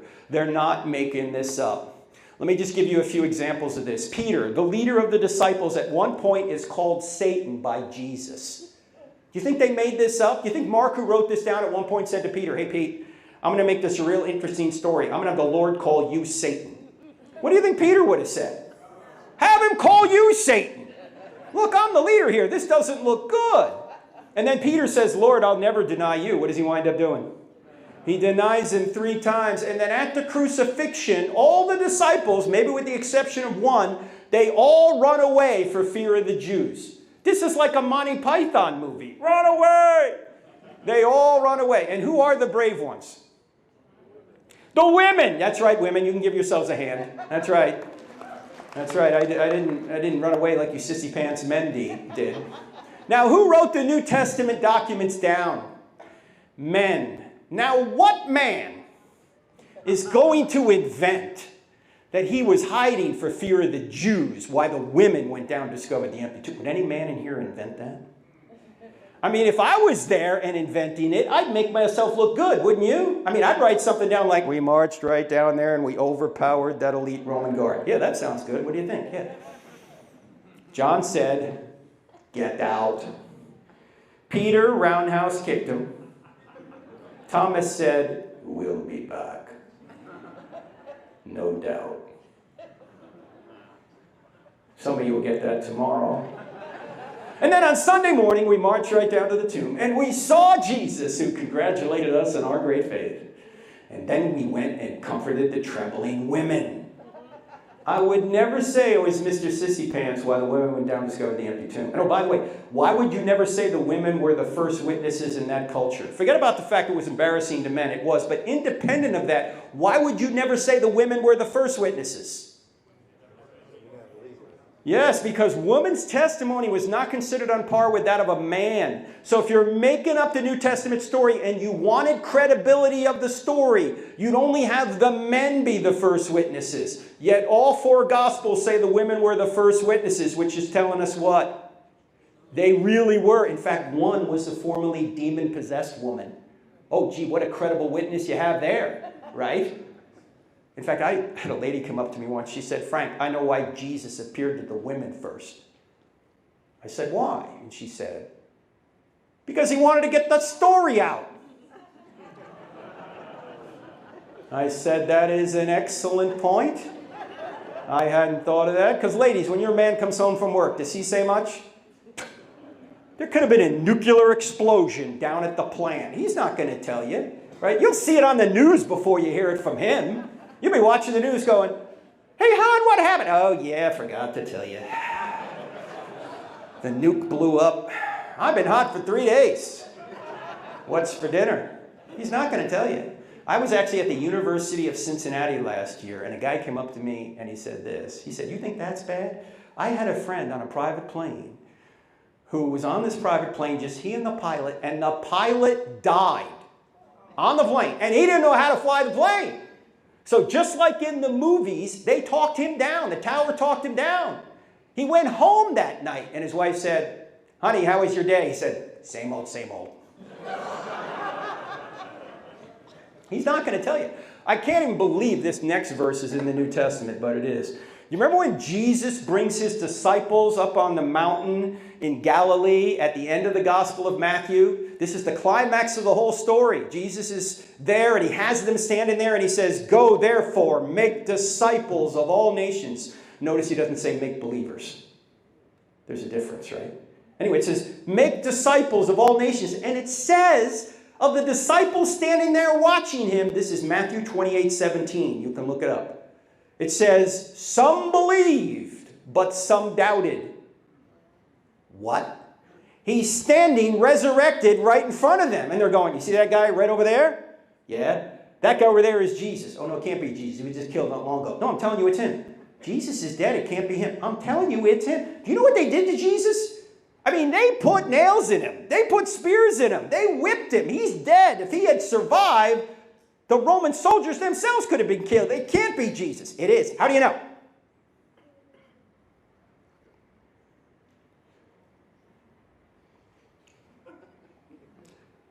The women told me. They're not making this up. In fact, there's even potentially embarrassing details about Jesus in the story. Jesus' own brothers think he's out of his mind. They want to seize him and take him away. This is Mark chapter 3. In fact, James, his half-brother, who wrote that little book in the New Testament called? Man, you guys are sharp tonight. James dies as a martyr in the city of Jerusalem 30 years after Jesus is alleged to have risen from the dead. He's thrown off the Temple Mount by the Sanhedrin. No, by the way, the New Testament documents don't tell us this. Who tells us this? Josephus, the Jewish historian who was probably in Jerusalem at the time. He tells us that Jesus' brother James dies as a martyr as the pastor of the church in Jerusalem. But prior to Jesus rising from the dead, it says James didn't believe in Jesus at all. What changed? Well, 1 Corinthians 15, 3-8, the ancient creed, is the earliest evidence for the resurrection in the entire Bible, says that Jesus appeared to James. That must have convinced him. I mean, prior to the resurrection, James said to his brother Jesus, "Yo, bro, you ain't God." After the resurrection, he said, "Yo, bro, you're God." Now, how many people in here have a brother? All right, how many people have a brother who thinks he's God? Yeah, you don't believe in him either, right? Neither did James. Jesus is called a drunkard. He's called a madman. He's called demon-possessed. Do you think they invented this? No, they're just telling what happened. Then he has his feet wiped with the hair of a prostitute, which easily could have been seen as a sexual advance. And oh, by the way, notice there are two prostitutes in Jesus' bloodline. Who are they? Rahab and Tamar. Now, do you think that Matthew, when he wrote down the genealogy, said to himself, you know what, I really think I need to spice up the Messiah's bloodline a little bit. Let me put a couple of prostitutes in there. Rahab, Tamar. No! It's embarrassing, but he's telling the truth. In fact, there's a lot of embarrassing people in the bloodline of the Messiah. Judah, from where we get the term Jew from, not a good guy. Jesus, from the tribe of Judah, the fourth son of Jacob, what did he do? He sold his brother Joseph into slavery to the Egyptians, and then he slept with his daughter-in-law, Tamar, who was posing as a prostitute. And this guy's in the bloodline of the Messiah. David, a man after God's own heart. Yeah, but he's a liar, adulterer, and a murderer. Gee, I guess there's hope for the rest of us then, huh? Bathsheba's in the bloodline, but when Matthew gets to her, he doesn't write her name down. What does he say instead? Uriah's wife. Ooh. He's telling the truth, but you notice it's a slam? Who's Uriah? Husband of Bathsheba, whom David had killed, so he could have Bathsheba. He could cover up the crime. They're not making this up. You would never see this in a Pharaoh's history. A Pharaoh historian who said, hey, I'm going to put some prostitutes in your bloodline and off with your head, right? In fact, we don't even do this today in our political system. I don't care who's in the White House. Whoever's that press secretary is, that press secretary is just a propagandist. You notice? They spin everything. You don't get spin in the Bible. You get all the crazy evil stuff that the people who wrote this down said they did. You don't find this elsewhere. They're just telling the truth. In fact, Dennis Prager, some of you know who Dennis Prager is? He's a conservative Jewish man who believes in the Old Testament. He's written some commentaries on the Old Testament, and he says this: one of the main reasons I believe the Old Testament is true is because no people group would ever invent such an embarrassing history about themselves. And I agree with him, but I'd also ask Dennis, hey, if embarrassing testimony works for the Old Testament, why doesn't it work for the New? Because he's got equally embarrassing testimony in there. All right, there's more in the book on that, but we got to do the final one, and that's excruciating deaths. And this is the argument that says that these men who were in a position to know whether Jesus rose from the dead or not died excruciating deaths when they could have saved themselves by saying it never happened. Now, it's very important to realize that all the writers of the New Testament, with the exception of Luke, Luke's the only Gentile, all the other writers are baptized Jews who think they're God's chosen people. And they didn't think a man could claim to be God. That was blasphemy. And they didn't think someone would rise from the dead in the middle of time. They didn't think that would happen. And yet that's exactly what they wound up saying happened, and they went and died for it. In fact, it's really important to take a look at the apostles' beliefs and practices before and after the resurrection, because something dramatic took place. Before the resurrection, they believed in animal sacrifice. They've been slaying lambs to Yahweh for hundreds of years. Then suddenly Jesus comes along and they go, we don't need to slay these lambs anymore, because these lambs are just symbols of the Lamb of God who takes away the sins of the world. Here he is. Before, they believed in a binding law of Moses. Afterwards, Christ's life has fulfilled the binding law of Moses. Before, they believed in strict monotheism. Afterwards, they believed in a Trinity. 3 persons in one divine essence. Yes, the Trinity is in the Old Testament, but it's much clearer in the New. Before, they believed in the Sabbath. In fact, they thought they could be stoned for disobeying the Sabbath. After, they're worshiping on Sunday. And Paul even says in Colossians 2, don't let anyone tell you have to obey any Sabbath or festival day. Why not? Because the Sabbath signified rest, and who is our rest now? Jesus is our rest. He does all the work. You're not saved by works. You're saved by the work he's done. You rest in him. In fact, out of the 10 commandments, 9 of them are repeated in the New Testament. What's the only one that isn't? Keep holy the Sabbath. It's already arrived. Before they believed in a conquering Messiah, afterwards a sacrificial Messiah. Before they believed in circumcision, afterwards they believed in baptism and communion. In fact, let me ask you one other thing, ladies and gentlemen. Do you know any religion, an invented religion, that would choose circumcision as their rite of entry? Who would do this? Hey, what am I going to do to become a Jew? What? No, I'm out. All right? Who would invent this? This is not invented. Now, what would have caused these people to abandon everything on the left and adopt everything on the right virtually overnight? The only thing I can think of is what psychologists call an impact event. What's an impact event? An impact event is an event that occurs in your life that is so impactful that it can change your perspective 180 degrees just like that. Some impact events are so dramatic that although you might not remember what you had for breakfast this morning, you'll remember an impact event that happened 5, 10, 20, 30, 40, 50, 60 years ago if you're old enough. In fact, there may not even be anybody in this room, maybe a couple of you in this room that can answer this question, but I'm going to ask it anyway. If you can remember where you were and what you were doing November 22nd, 1963, hold your hand up and hold it up high. Ladies and gentlemen, you see these few people with their hands up? These people are very old. Okay? November 22nd, 1963 is my earliest memory. I was 2 years old in 2 days. Yes, I'm 62 years old. I know. I don't look a day over 61. Actually, when I turned 50, my wife was very encouraging. She said, honey, you're going to live to be 100. I said, how do you know? She said, because you look half dead already. Anyway, on November 22nd, 1963, I'm a toddler.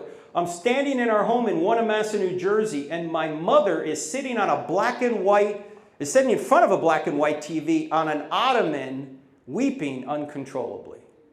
Mommy, what's the matter? What's the matter? They killed the president. They killed the president. President Kennedy assassinated that day. I can still see my mother in my mind right now when she was 26 years old. She's 86 right now. But I can still see her when she was 26 because it was an impact event. I never saw her cry like that. It was shocking. I don't remember anything before that and very little after that. Where were you when the second plane hit the tower? Some of you can remember that. I was in my office near where I live in Charlotte, North Carolina. I had the TV on behind me. I'd seen the first tower had been hit. I didn't know by what. I thought maybe a Cessna or something. And I'm talking to a pastor on the north side of Charlotte, and we're talking about what the topic would be if I came to his church. What would I speak about? And I said, do you have the TV on? He goes, yeah. I said, what hit the first tower? He goes, I don't know. And then suddenly he screams into the phone. He goes, the second tower just got hit. I turned around, look at the TV. The second tower's on fire.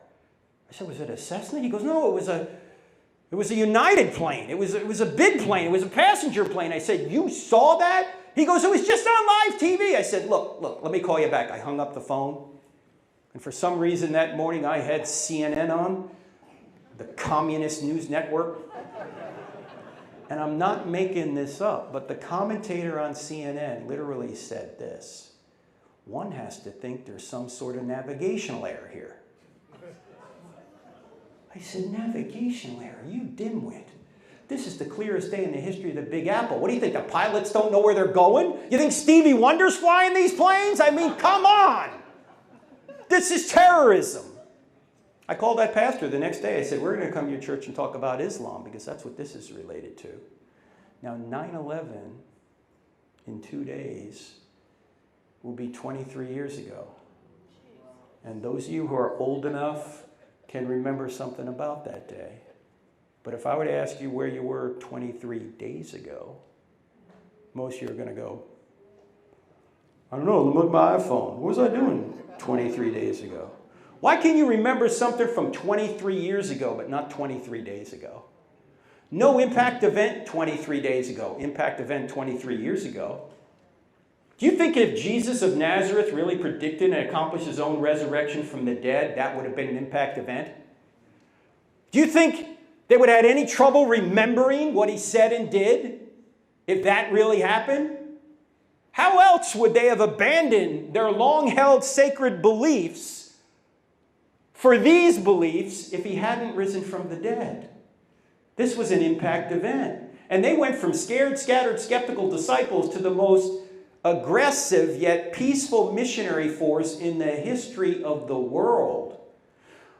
I mean, what did the New Testament writers have to gain by making up a new religion? What did they get for saying Jesus had resurrected from the dead? Well, they got kicked out of the synagogue, and then they got beaten, tortured, and killed. Last time I checked, that was not a list of perks. Right, we're going to start a new religion. We are? Yeah. What's it going to get us? First we get kicked out of the synagogue, then we get beaten, tortured, and killed. Well, sign me up.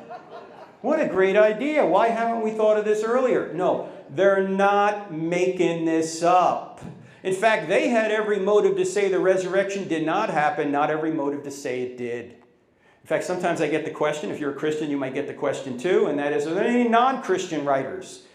Are there any non-Christian writers that talk about Jesus and the apostles? Yeah, they are. They're not eyewitnesses, but they do corroborate what the New Testament says. They're all in chapter 9 of I don't have enough faith to be an atheist. But you know, there is a illicit assumption underneath that question. You know what the illicit assumption is? People are thinking, you really can't trust these New Testament writers because you see, they were biased. They had an agenda. You can only trust the non-Christian writers. Now, if you think about that for more than 10 seconds, you'll realize how stupid that is. What did these people have to gain by saying it was true? They had everything to lose by saying it was true. They're not inventing this. They'd be more apt to say it didn't happen, not more apt to say it did. In fact, some of you may know my friend J. Warner Wallace, the cold case homicide detective. How many of you have heard of this guy? Okay. He wrote a book called Cold Case Christianity. He has a website called Cold Case Christianity. He's been on Dateline more than any other cold case homicide detective because he solves murders that are decades old. Jim has used his detective skills to investigate the greatest homicide of all time, the homicide of Jesus.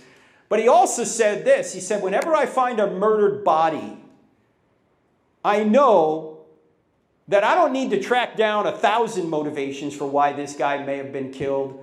I just need to figure out one or more of these 3 motivations for him being killed. He said that guy was murdered because there was either a sex issue, a money issue, or a power issue, or some combination thereof. Sex, money, or power. Those are the 3 things that can drive people to murder. In fact, those are the same 3 things that can drive any of us to sin. Why? Because sex, money, and power are good things. In fact, they're so good, we'll often take shortcuts to get them. So Jim says, if you're going to say the New Testament writers invented all this, you got to find one or more of those 3 motivators. So let's take a look at the 3 motivators related to the New Testament writers. Ladies and gentlemen, did the New Testament writers suddenly get real popular with the ladies for saying Jesus had resurrected from the dead? No, they didn't get sex. Did they get money? No, they weren't 21st century prosperity gospel preachers. Did they get power? No, they got the opposite of power. They got abused. They got persecuted. Paul had power when he was persecuting the church. As soon as he becomes a believer, he's the one persecuted. They didn't get sex. They didn't get money. They didn't get power. They didn't make this up. And then why would they die for a known lie? Now at this point you might go, time out, Frank. Are you going to tell me that martyrdom proves Christianity? If so, don't you have to say that martyrdom proves Islam? And the answer is no. Why? Because there's a lot of differences between the Muslim martyrs and the New Testament martyrs. Let me just give you one difference for our purposes here. The Muslim martyrs haven't witnessed anything that tells them that Islam is true. They just have faith. But the New Testament martyrs witnessed the resurrected Jesus. They saw Jesus. They touched Jesus. They ate with Jesus. They verified with their own senses that Jesus had risen from the dead. Some people will die for a lie they think is the truth. Nobody will die for a lie they know is a lie. And the New Testament martyrs were in a position to know whether it was a lie or not, and they went to their deaths anyway. You can't get better evidence than that unless you were there yourself. Now, the last thing I want to say about this is going to sound like heresy for those of you who think the Bible is the Word of God like I do. But it's not. Stick with me. Christianity is not true because a series of documents that we put under one binding we call the Bible says it's true. In fact, Christianity would be true if the Bible never existed.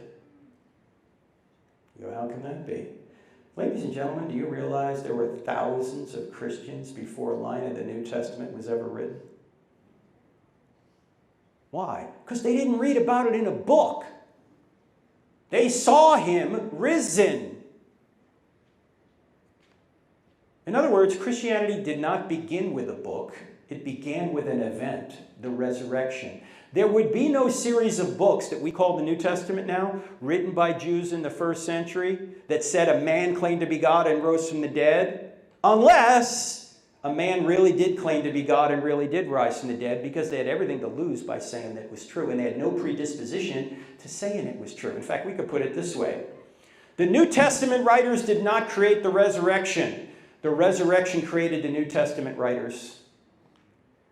You wouldn't even have a New Testament written by Jews in the first century unless Jesus had risen from the dead. Now, thankfully, they did write it down so we could know about it and orient our lives according to it, but it would have been true if they had never written it down. You see the point? All right. Now, there's many other reasons to believe the New Testament writers are telling the truth, but we don't have time. All right? The overall argument is this. Does truth exist? The answer is... If somebody says there's no truth, you're going to ask, is that true? Does God exist? First argument, cosmological or beginning of the universe. Second argument, design, teleological argument. Third argument, moral argument. From those three arguments, you can see that you have a spaceless, timeless, immaterial, powerful, personal, moral, intelligent creator who created and sustains all things. Are miracles possible? What's the greatest miracle in the Bible? Creation, Genesis 1:1. Even atheists are admitting the evidence for that. They don't think it's God, but what else could it be? And then the third argument, or I should say the fourth question is the New Testament telling us the truth about the resurrection? And it sure seems like it is. If that's the case, it's a short walk to show the Bible is the Word of God. Now, if you want the entire PowerPoint presentation, take out your iPhone or your Droid and follow that QR code, because I'm going to send you the entire thing in a PDF format for free, and about 10 other presentations as well for free. Just follow that. If for some reason that doesn't work, you can just text the word evidence with no quotes or anything around it to this number, 855-909-0582. 855-909-0582, and that's true for those watching on the internet. If you want this PowerPoint presentation in a PDF format. We also brought some books. And I want to point out all the proceeds from the sale of the books will go to feed needy children. Mine. Okay? Just so you know. I got some kids, so I need some milk. Got grandkids now, too. All right. The only book we were able to bring is this one. I don't have enough faith to be an atheist. That's what we're talking about here. But on our website, we've got many others. Stealing from God, Why Atheists Need God to Make Their Case. Correct, Not Politically Correct. This is a book about same-sex marriage and transgenderism, and there's no Bible verses in it. This is just pointing out why those things are not good for society or individuals. And this is a new book my son and I just wrote, who's a movie buff, Hollywood Heroes, How Your Favorite Movies Reveal God. You'd be shocked to learn that the top movie franchises of the past 50 years have all stolen from the greatest story ever told. Whether you're talking about Star Wars or Lord of the Rings or Batman or Wonder Woman or Iron Man or Captain America or Harry Potter. Harry Potter? You'd be shocked. You know, J.K. Rowling admits she got the whole story from the Bible. Yeah, I know there's witchcraft in there and all that, but she got the basic storyline from the Bible. All right, last thing before we go to Q&A. It's true. Christianity's true. Well, so what? So what if it's true? Well, the best news of all, someone actually did die for you. Now, when I was in the Navy, I was in naval aviation, and we had to earn golden wings, which were fairly hard to earn. But there's nothing more difficult to earn in the Navy than a golden trident. That's what the SEALs earn. Very few people that start SEAL training make it through, maybe 5%. Those that do make it through wear that trident with pride. It is their identity. When Michael Monsoor was buried in Rosecrans Cemetery in San Diego, California, Just about every Navy SEAL on the West Coast showed up for his funeral. And when they passed his casket, they took off their tridents and they pressed them into his casket. They took their identity and put their identity in the one that died for them, the one that saved them, that sacrificed for them. That's what we're supposed to do. But our culture says, oh no, put your identity in your political party, or put your identity in your gender preference, or your sexual preference, or your job, or your vocation, or you're another person. Do you realize, ladies and gentlemen, that all those identities are extremely fragile? Take your sexual preference. If that's your identity, what happens when you can no longer sexually perform? You no longer have an identity? What happens when you're no longer sexually preferred? You no longer have an identity? If you put your identity in your job, what happens when you lose your job? You no longer have an identity? If you put your identity in another person, what happens when, God forbid, that person dies or leaves you? You no longer have an identity? No. These are fragile identities. They're not fulfilling ultimately either. Do you realize that Christianity is the only worldview where you don't achieve your identity, you receive your identity? There's nothing you can do to earn it. Jesus has earned it already. He's already gone to the cross after living a perfect life. And one of his biographers, John, says he's given you the right to become a child of God. You don't achieve it, you receive it. If you've got to achieve it, man, all the pressure's on you. There's always somebody that can do it better. That's not how you get a secure identity. You get a secure identity by trusting in the one that sacrificed himself for you, who not only died, but also rose from the dead. In fact, think about it this way, ladies and gentlemen. Everyone you love will die. Everything you build will crumble. Everything you say will be forgotten. Everything you do will come to nothing. You and your identity will die and vanish unless the resurrection's true. If there's no resurrection, you realize 100 years from now, none of us are going to be here? What's it going to matter then? Oh, I had this great gender identity.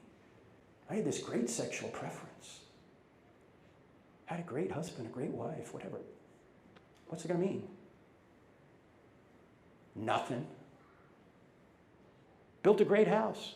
Who cares? Became CEO. Big deal. It's going to be over. You're not here to achieve it. You're here to receive it. Have you received it? Why wouldn't you? It's free. All right, before we go to Q&A, I want to bring James up here because we don't want this just to be an event. We want people who are interested in learning more about why Christianity is true and who Jesus is and what's the purpose of life to be able to come right here to ASU and get that kind of stimulating discussion. So James, why don't you come up here and tell people where they can do that here on the ASU campus? Sure.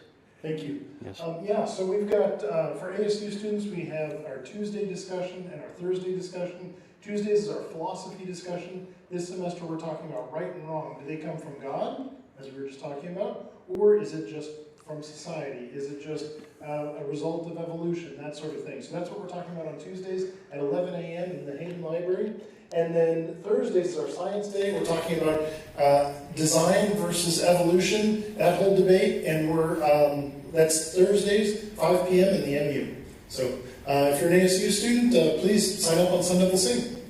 Beautiful. And thank James and his entire team for organizing all this.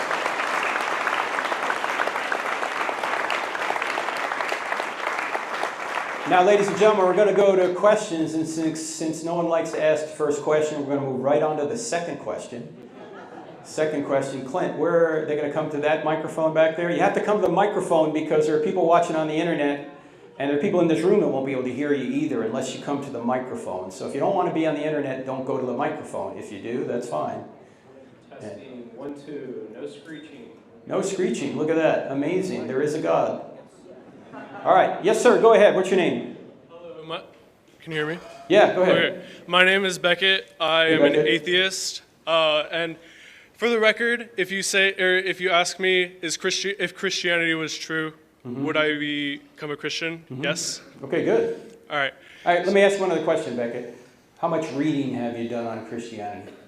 A lot. I did 6 years of Catholic school. 6 years of what? Catholic school. I did too. That cured me of it. It was well after I went to Catholic school that I get really interested. But anyway, go ahead. All right. Go ahead, sir. I guess you could say it cured me too. So my question is about uncertainty. I guess I hear a lot of, you can't explain this, atheist. Therefore you're wrong. It must be God. Right. Sure. That's the God and gas argument, in other words. Yeah. The argument has been made before, but I guess to say, or it feels unfair to have all of your arguments and say I am this % sure that my religion is correct, instead of looking at all of the other religions which also have proof which also go they connect to your point, or to all of the points in your presentation, and say those are also not true. So I guess what the point is as an atheist, I will say, okay, I think there's a 90%, 95%, whatever chance that there's probably not a God. Do you say there's a 100% chance that your thing is right? Do you give other religions the freedom to say, okay, that there's a chance based on me accepting evidence? Okay. Yeah. Now, there's very few things you can be 100% sure of. I mean, you can be 100% sure you exist because you'd have to exist to say it. Although we could be in the matrix, right? There's no way of disproving that. So can you be 100% sure? No. I'm sure beyond a reasonable doubt. Could I be wrong? Of course, right? We're not asking for 100% certainty. What's true, maybe beyond a reasonable doubt, or more plausibly true than false? Let's make it easier than that, okay? So with regard to other religions, if theism is true, that means all non-theisms are false.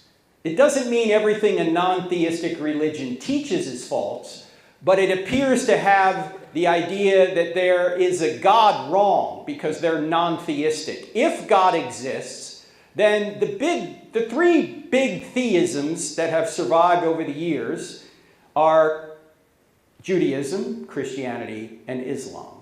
Now, could there be another theism we don't know about that's true? Yeah, that's possible. That's why the two main arguments a Christian needs to show is that God exists and Jesus rose from the dead. Because if those two things are true, then Christianity follows. But for me to say to you or to ask you, you're saying you're 95 or 90% sure atheism is true. I would say then, what is your reason for saying that?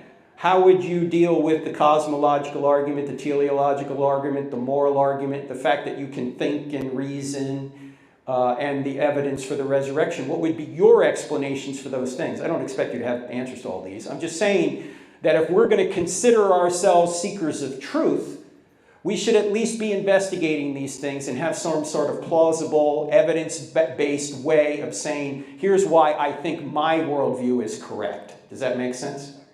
Yeah, I appreciate it. Okay, thank you so much. Yes, sir. Hello. Yes, sir. What's your name? My name is Matt. Matt, go ahead. I came from a Christian household. I'm not Christian myself now. My parents are here. I would say on my best day, I'm a deist. On my worst, I'm an anti-theist. Sorry. Okay. But my question is, I hope you have this question of just one I could ask. How do you deal in maintaining your faith when it's hard? It's easy to maintain your faith in here. Go to Saudi Arabia, go to an atheist club like in another neighborhood. It's a completely different story, especially the first one where, you could get your head chopped off talking what we're talking about right here and now. I struggle with that a whole lot, with feeling, oh, someone doesn't believe what I believe. Why should I believe it then? Right. Well, yeah, I understand that's an interesting viewpoint, but let me ask you this. Regardless of what people think about Christianity or Islam or any of these things, Either Christianity is true or it's not, regardless of what people think. If you're in Saudi Arabia and they say Christianity is false, does that make Christianity false? I'm thinking because I think personally, I'd like to say I'd have courage to do that, but I don't think I did. No, I mean, that's a hard thing to ask. I'm not talking about courage. I'm asking you, just because, say a majority of people in Saudi Arabia say Christianity is false, and they would, does that make it false? Sometimes I might say no on that, in terms of my own belief. I'm not talking about your own belief. I equate truth to being something you are not capable of disbelieving in. You're not capable of disbelieving in truth? Yeah, that's what I equate truth to. That's what... Are you capable of disbelieving that? Unfortunately, yes. Then that's not true. By your own standard, right? Are you saying that people can't believe false things? Yes. You're saying that it's impossible for people to believe false things? Yes. Well, I'm a Christian and you're not. One of us is right and the other's wrong. So one of us is believing something that's false.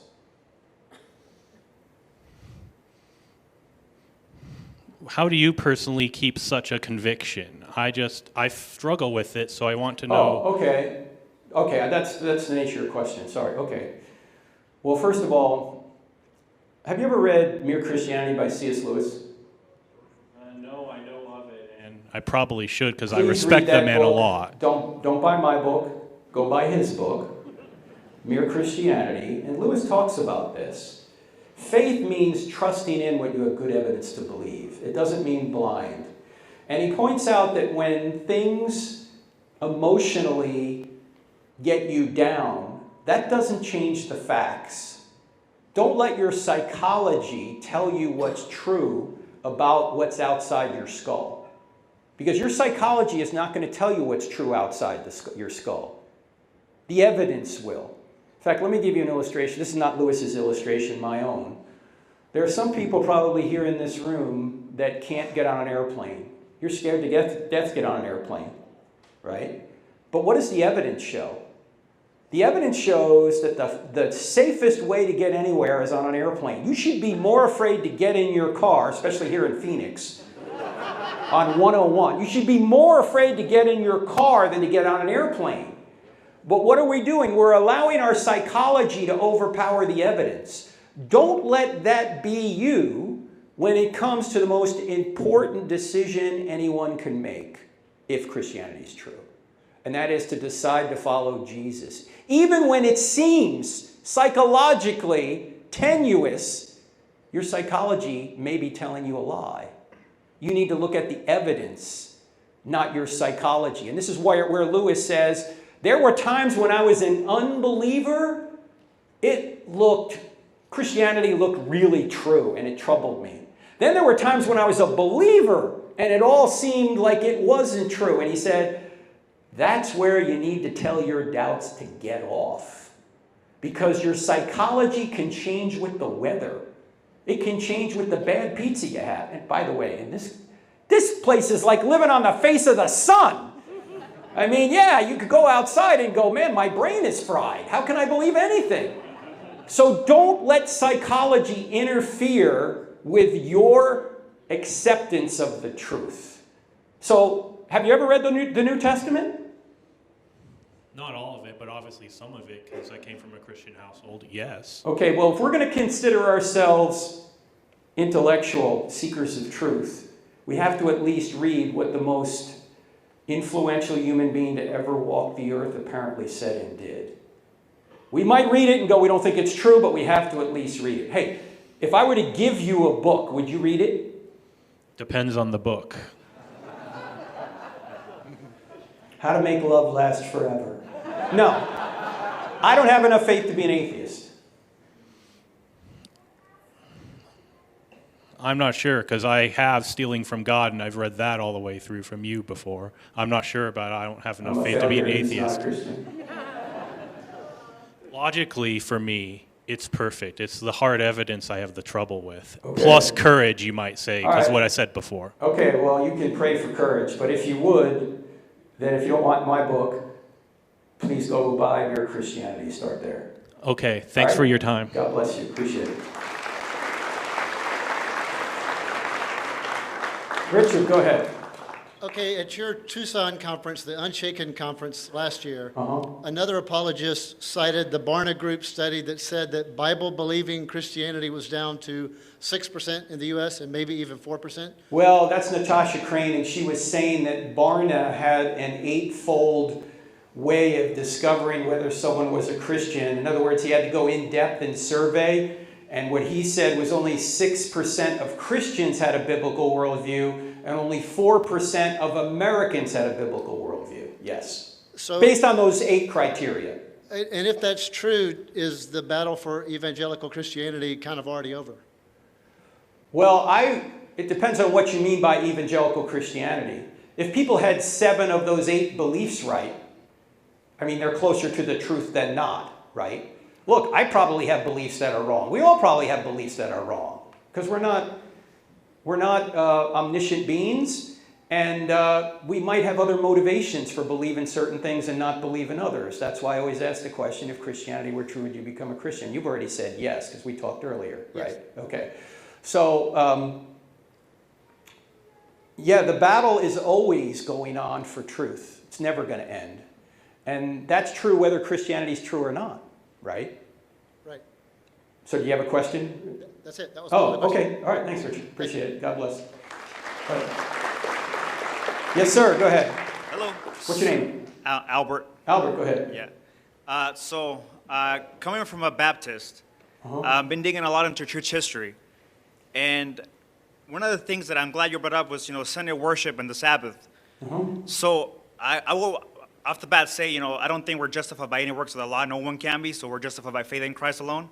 However, do you think there's any relation between the Sabbath and the Lord's Day? Because when I dig into church history, and we know it's messy, when I dig into quotes like John Calvin, which he said, the Christian Sabbath is like the Lord's Day pretty much. You don't think there's any relation or anything left with the fourth commandment now in the new covenant? No, John Calvin was predestined to say that, and he was wrong. Okay.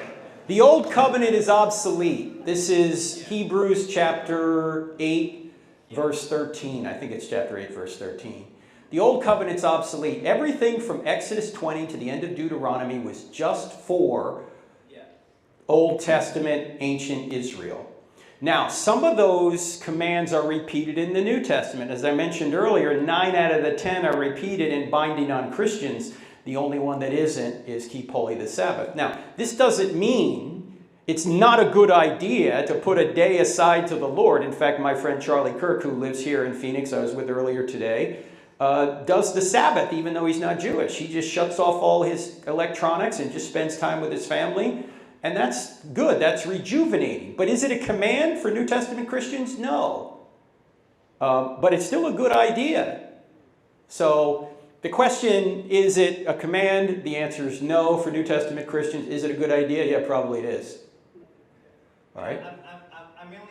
I'm bringing it up because what I see today is that Christians see kind of like the gathering as a church as something optional, rather than seeing it how in the new covenant they were establishing and getting together on the Lord's Day. Oh, okay, So, but yeah. that's a different thing. Yeah, Getting yeah. together on the Lord's Day, and they started worshiping on Sunday because that's the day he rose. Yeah, And Hebrews says, let's not neglect our gathering together. So we should do that, but that's not the Sabbath. That's a different thing. Okay. All right? Yeah, I just wanted more of your insight, but I appreciate it. Okay, thank you Yeah. so much. Yep. Yes, sir. Hi, Frank. My name is Hayden Carroll. Thanks for being here. What's your first name again? Hayden. Hayden, go ahead. Thanks for being here. I'm a big fan. I've read 3 out of your 4 books here up on the screen. I agree with probably 95% of your presentation today. Really good. Good, because I only agree with 93%. Good. Excellent.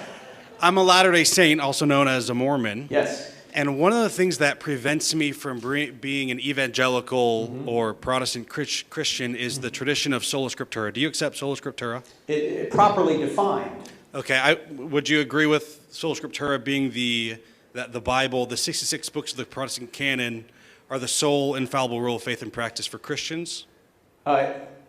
No, Okay, not tell defined me- that way. Okay, tell me how you would describe it. Because sola scriptura means, and this was typically a debate between Catholics and Protestants, that for faith and practice, the scriptures are our authority, not church councils, not tradition, not popes. But sola scriptura itself technically isn't quite enough, because in order to understand what's in the scriptures, you need reason, you need logic, you need context. So there's something in theology you may be aware of, Hayden, called prolegomena. That's what you do before you do theology. You have to know logic. You have to know cause and effect. You have to know that words mean things, grammar, this kind of thing. That's prolegomena. You need to do that to read an article on the internet, much less the Bible. Okay, so that's great. I guess It's natural revelation, in other my words. question more so goes around the idea of the scriptures being infallible. Do you take that stance? Yes.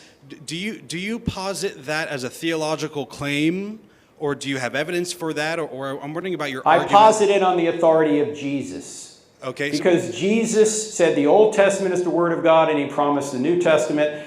And I just have a personal policy, Hayden. If somebody predicts and accomplishes his own resurrection from the dead, I just trust whatever the guy says. You understand what you mean?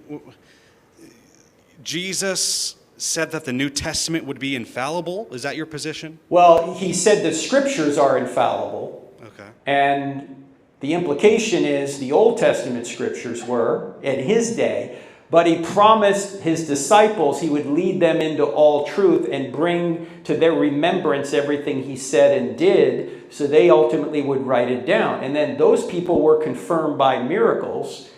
And Peter himself actually refers to Paul's letters as Scripture.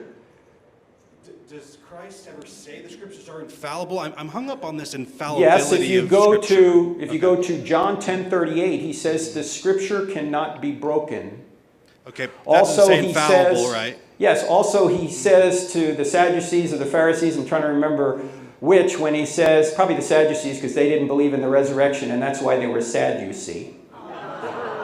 You'll never forget that, right? He says to them, you err not knowing the Scriptures. It would be odd to say you err not knowing the Scriptures if the Scriptures also err, wouldn't it? Do the scriptures need to be infallible? Or, like, I still don't... Why are you having a problem with infallibility? Because you want to add the Book of Mormon? Not necessarily. We don't believe the Book of Mormon is infallible either, right? We don't believe... The standard default position is that humans are fallible, therefore anything we produce is fallible. Oh, that's not true. Okay, no, I'm not saying we can't say things that are true. Because then the statement you Sure. just made Sure, it could be has to fallible. be wrong. Not necessarily. It could That's be- right, not it could- necessarily. It That's- could be wrong. It could be, that's right. I can say things that are true, say things that are false. That's right.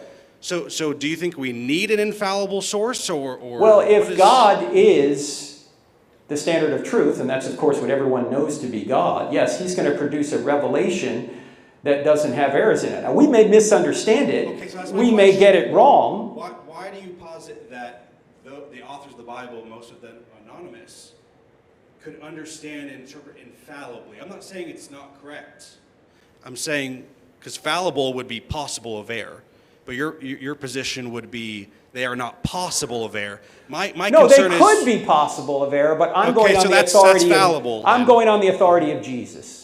So you would agree they are fallible, I'm possible. not saying they are. Of course, that's they what- could be, but then if I said the Scriptures were fallible, I'd be disagreeing with Jesus, and that's never a good place to be. He never said the New Testament was Well, if he's saying the infallible, Old Testament right? is the Word of God and he's promising the New Testament, do you think he's going to say the Old Testament is true, I mean- but the New Testament these guys are going to write down as false? Maybe, but you also are pointing to the text to prove the text, right? You're looking at... So do you accept that circular reasoning? No, of- it's not circular reasoning Okay. because Tell me New why. Testament scholars that look into this have enough criteria when they look at these documents to know that Jesus said these things based on different tests, like embarrassing testimonies one, Sure. I believe it's- dissimilarities I believe another. I believe the text is reliable. I do, Okay. but I don't see evidence for infallibility. And it seems like you agree that they could, that because they're written by humans, Like, Okay, but here's you're making. Sure. I think you're making a mistake, Hayden. You're Okay, saying that since humans err, they always err. no, I'm not saying that. Okay, well then, could human beings write down an inerrant book? No, because Wait, they are, stop. they There's are, plenty of inerrant books other than the Bible. Okay, but I mean, if you want to write a book that's one line that says, you know, I exist, sure, but the Bible's not one line. It's very complicated. Okay, right? so you're saying every line in the Bible is infallible. That's just okay. while also saying that humans are fallible. So how can a human write an infallible book? Humans write infallible books all the time. Well, no, they write books that are true, Okay. but capable of error. Look, That's they're the capable question. of error, but most math books are true. Okay? Okay, but are there errors in the math books? There might be, but Okay, some math so- books don't have errors. Like when I read my first math book, 2 + 2 = 4, see socks That's what I'm run, boom. Sure, if you want to make it one line, but the Bible's not one line. Okay. Right? Does that Well, make sense? what are you Sure. trying to get at, Hayden? If I could believe Are you trying to find an opening for Mormonism? if I believed in the infallibility of the Bible, I would be a Protestant. So that's Well, what I'm why trying aren't to you? figure out. Welcome home. Why Sure. wouldn't you be? What evidence do you have that the Book of Mormon is true, or Pearl of Great Price, or Doctrines and Covenants? I would argue that there are more witnesses for the golden plates of the Book of Mormon than there were for the resurrection. We can't go too much further in this because we've Okay. got a big line. Let me Sure. just say this. Sure. Are golden that's the golden crux. plates a miracle?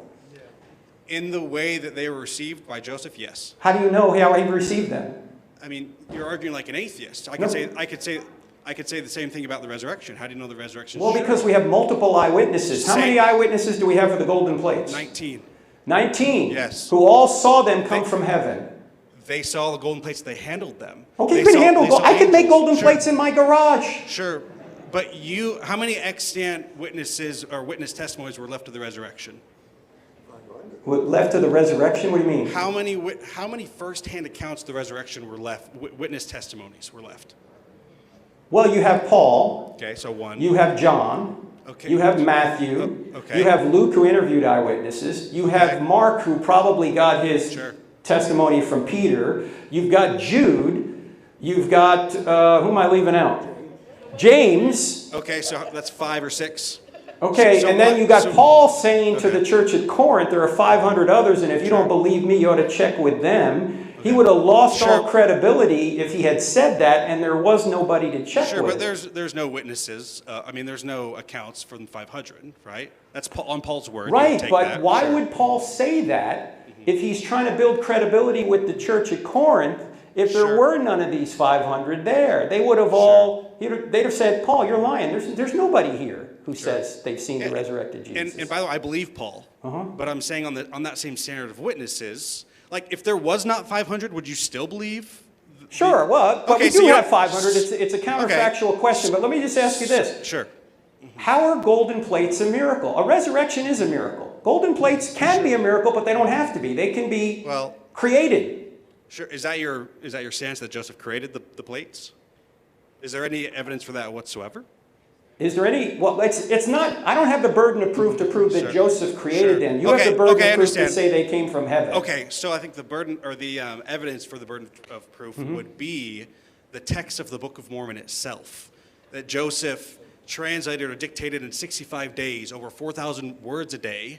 He was translating Are you 269,000 aware words. that Joseph has been exposed as a fraud when it comes to translations, the Book of Abraham and all that? Do you know all this, You know, Abraham? I know all the arguments. Yes. Okay. Well, But you're arguing like an atheist. You're casting doubt on somebody maybe who wasn't perfect. I'm not saying he was, but No, we could have a debate on the Book of Abraham. I'm willing to do that Okay. with you, but probably not right now. No, Probably another time. not right now. The question is, if evangelical Sure. Christianity were true, would you become a Christian?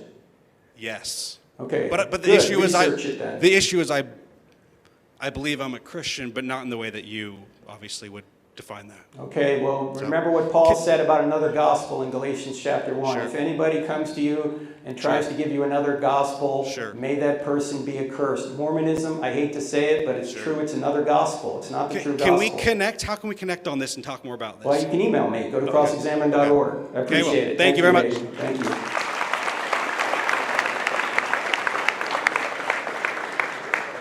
What's the matter? You guys can't stay for 4 hours? Yes, go ahead. What's your name? Hopefully it won't be that long. My name is Mac. Hey, man. I had a question that was kind of off the beaten path from the other gentleman that just stood up before me. It's something that I'm curious about myself and just wanted to get your take on the subject. Being a Christian myself, I believe wholeheartedly in the sufficiency of Scripture, and very well that Scripture also says that it can be twisted and can be manipulated, and that there is a right way to teach Scripture. I'm really curious about what I guess I can only see was pretty prominent in the 80s and 90s and has kind of made a resurgence, but it's deliverance ministries. Ministries that claim that Christians themselves, who I guess would be contradicting the Bible to say that the Holy Spirit that dwells within a Christian, a new creation, can also have indwelling demons within them. And I wanted to see what your take was on that, and if you had any insight into it. I follow my mentor who says, and I think from the Scriptures rightfully so, Dr. Norman Geisler would say that if you are truly a Christian, you can't be possessed by a demon because the strong man is Jesus, and he is related to you, no demon. Now, can Christians be tempted? Yes, but not possessed. Yeah, I guess it would fall more under demon oppression Right. versus having indwelling demons. Oh, I felt that on occasion. Oppression. Yeah, I think the extreme is to say that somebody like me who have a question about the ministry would say that the demonic doesn't exist, and I don't say that at all. I think that there is the demonic that does exist out there, but that for a Christian, specifically the argument saying that a Christian can have indwelling demons isn't necessarily held up biblically. I don't think it holds up biblically. My friend Carl Payne has a book on spiritual warfare and demonic possession. I'm trying to think of the name of Carl's book, but if you look him up, Karlpayne, and he's actually in Seattle. He used to be the chaplain for the Seahawks for many years. But he wrote a great book on this, and you might want to check it out. Cool. There was one other book too I had heard of. I haven't had the chance to read it, but I heard that it was kind of talking about the depth of what spiritual warfare is. And it's a book by a gentleman named Jim Osman called Truth or Territory. I know nothing about it, so I can't comment on it. Gotcha. Okay. All right. Thank you, man. Thank you. Appreciate it. Hello, my name is Daniel. Daniel, go ahead, sir. And just by the way, I appreciate everything that you've done, and the Lord has mightily used you in my life. Just wanted to say that, and appreciate everything that you've done and taught. My question has to do with something that I heard Bart Ehrman say in a debate with Dan Wallace. It was a debate that I was recently watching about textual criticism. And Bart Ehrman raised up this question, and it sort of, well, I was wondering what your response to it would be. So my question's about textual criticism. Bart Ehrman said that obviously through textual, this is what Bart Ehrman said, through textual criticism, as we compare the thousands of manuscripts we have, we can construct an initial text, not necessarily the original text, because there is a gap between the original writings and this reconstructed text. So according to Bart Ehrman, he said that, well, technically we can reconstruct an initial text, but there's no way that we can know if that initial text was corrupted because we have that gap. What's the gap he's talking about? I think he's talking about the gap. So it's based on the assumption that the earliest manuscripts we have are from the 2nd century. Well, he knows that's not true. I mean, even he admits the creed from 1 Corinthians 15:3 goes all the way back to within months or at least a couple of years of the crucifixion.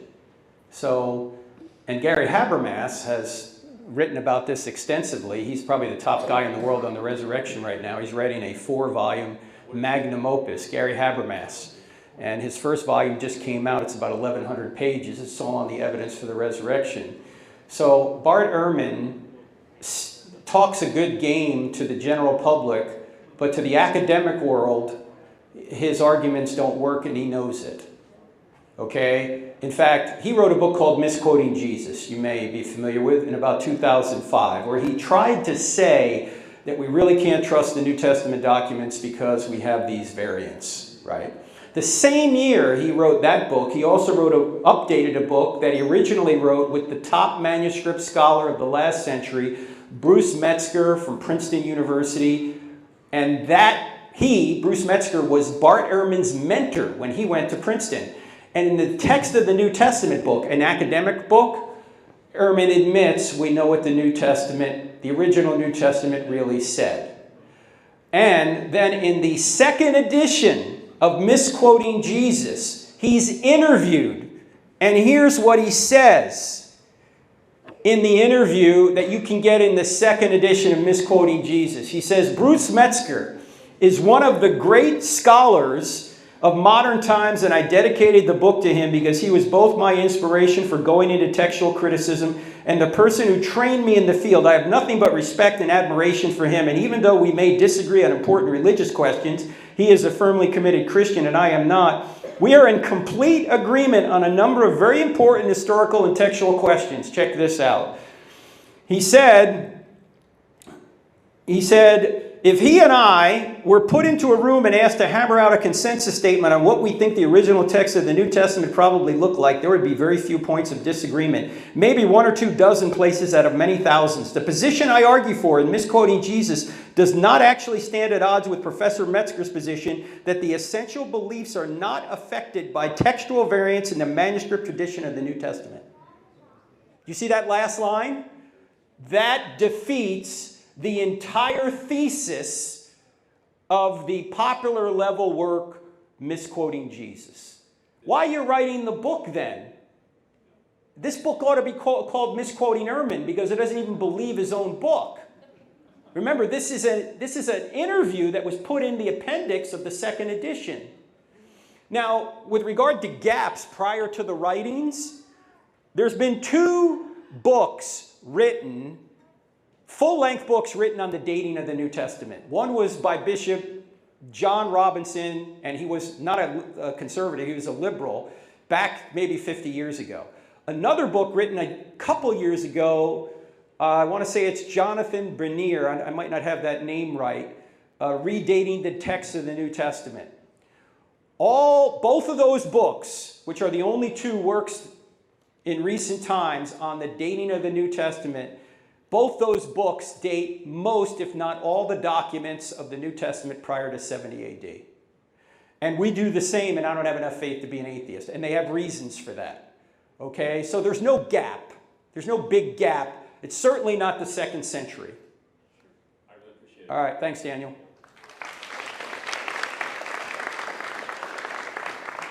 Yes, hi. What's your name? My name is Levi. Levi, go ahead. So I work in a non-Christian environment. One of the doctors I work for is a deist. I was wondering, since I think he's taken the first step in the right direction, but I was wondering what you would think I should do to kind of get him to take the next step into thinking that there's a relational God. Well, I would ask him, why is he a deist?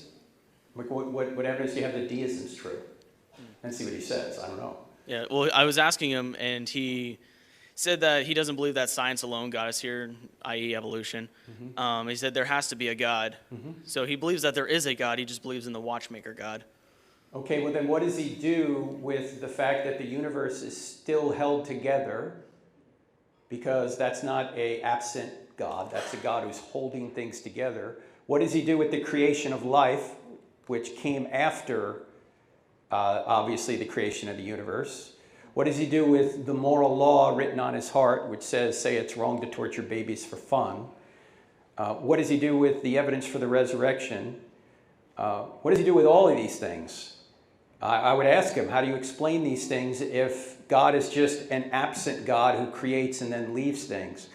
I would ask him that question. By the way, I'm glad you brought that up because about 10 years ago, Lawrence Krauss, who used to be a professor here at Arizona State, and Richard Dawkins, probably the most famous atheist in the world, went on a college tour. And at one point, they're talking to one another on stage going, you know, one could make a pretty good case for a deistic God.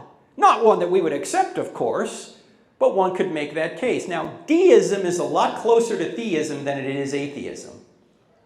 Why would they make a case for a deistic God? Well, there's a creation, so there must be a creator. The universe is fine-tuned. There must be some kind of fine-tuner. The thing that a deistic God does not bring with him that a theistic God does is morality. And I think that's really the issue there. In fact, Lawrence Krauss said, I'm not an atheist. I'm an anti-theist, like my friend Christopher Hitchens. What does that mean? Doesn't mean that he just doesn't believe in God, is that he doesn't want there to be a God. He's admitting that his reason to be against God is not intellectual, it's moral or volitional. And Thomas Nagel from NYU, a brilliant philosopher from NYU, wrote a book in 2011 called Mind and Cosmos, Mind and Cosmos, why the neo-Darwinian view of the world is almost certainly false. And this really bothered a lot of atheists because Nagel was just being honest. He's saying, look, there's no real way to explain why there's a universe, why it's fine-tuned, where life came from. But he doesn't want to say it's a theistic God. He's looking for some other solution. But he's saying the atheistic viewpoint doesn't work. And in an earlier book, Nagel said, it's not just that I don't believe in God. He said, I don't want there to be a God. I don't want the universe to be this way or that way.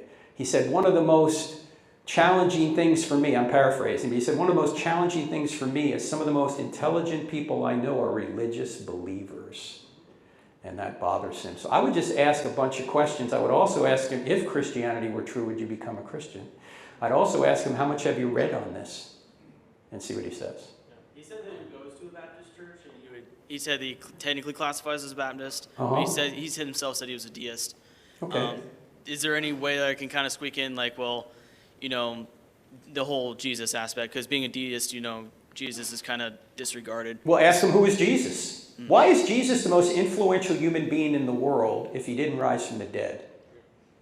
Why? He's an itinerant preacher from an obscure part of the Roman Empire 2,000 years ago. He never traveled more than 200 miles from his home. He never wrote a book. He never led an army. He never started a business. He never did he wasn't a politician. He never did anything that most people today would be considered great from a worldly perspective, yet 20 centuries have passed and he's the center of the human race. How did that happen? So I would ask him that. Thank you very much. All right, thank you. Yes, sir. Mr. Turek, my name's Cameron. I want to say thank you for your service, your time, all that you've done. Hey, Cameron, the second law of thermodynamics has run out my battery, but go ahead. I'll be loud. Go ahead. All good. First off, thanks for your service, Mr. Turek. Thanks for your time and for what you've done for the kingdom. I'm Christian. I'm Cameron is my name. Specifically, I wanted to make sure I was understanding, you said, and correct me, keep me intellectually honest on this. You said there's a law of non-contradiction that two opposing ideas can't be held at the same time. Is that correct? Say that again. As far as what you said earlier in your presentation, if I'm understanding correctly, you said there is a law of non-contradiction that two opposing ideas can't be held at the same time. Can't be both true at the same time and in the same sense. Got it. Yeah. Got it. With that being said, and you know, answer how you see fit. Again, I'm just trying to understand, not challenge you in this. I am Christian, I do believe. Isaiah 45 says, I am the Lord, there is no one else. Verse 7 specifically saying, I form the light and create darkness. I make peace and create evil. I, the Lord, do all these things. Does that I make peace and I create evil make that statement invalid, or does that adhere to it? No, because the way to translate evil isn't necessarily a lack in a good thing, but other translations will translate it calamity. I bring calamity. It is not wrong for God to judge. It's not wrong for God to bring calamity. In fact, you'd expect God, if he was just, to bring calamity. That's what you're supposed to do if you're a just God. So no, that's not a contradiction. And evil in itself is not something that you create. Evil is a lack in a good thing. So evil is like rust in a car, right? If you take all the rust out of a car, you got a better car. What happens if you take all the car out of the rust? You got a Pinto. Exactly. Okay, no.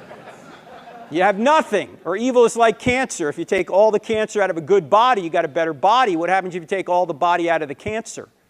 You got nothing. So evil is not a thing in itself. It's a lack in a good thing. So it's not something you can create. It's something you can do, but it's not a physical thing you create. Absolutely. If I have time for one more question. Yeah. on the aspect of the way Christ went to the cross for being a perfect sacrifice for humanity, why do you think we did not get that Garden of Eden rightful restoration of relationship in the sense of Christ going to the cross? Paul talks about working out our salvation with fear and trembling, so there's obviously some element of work that we need to do.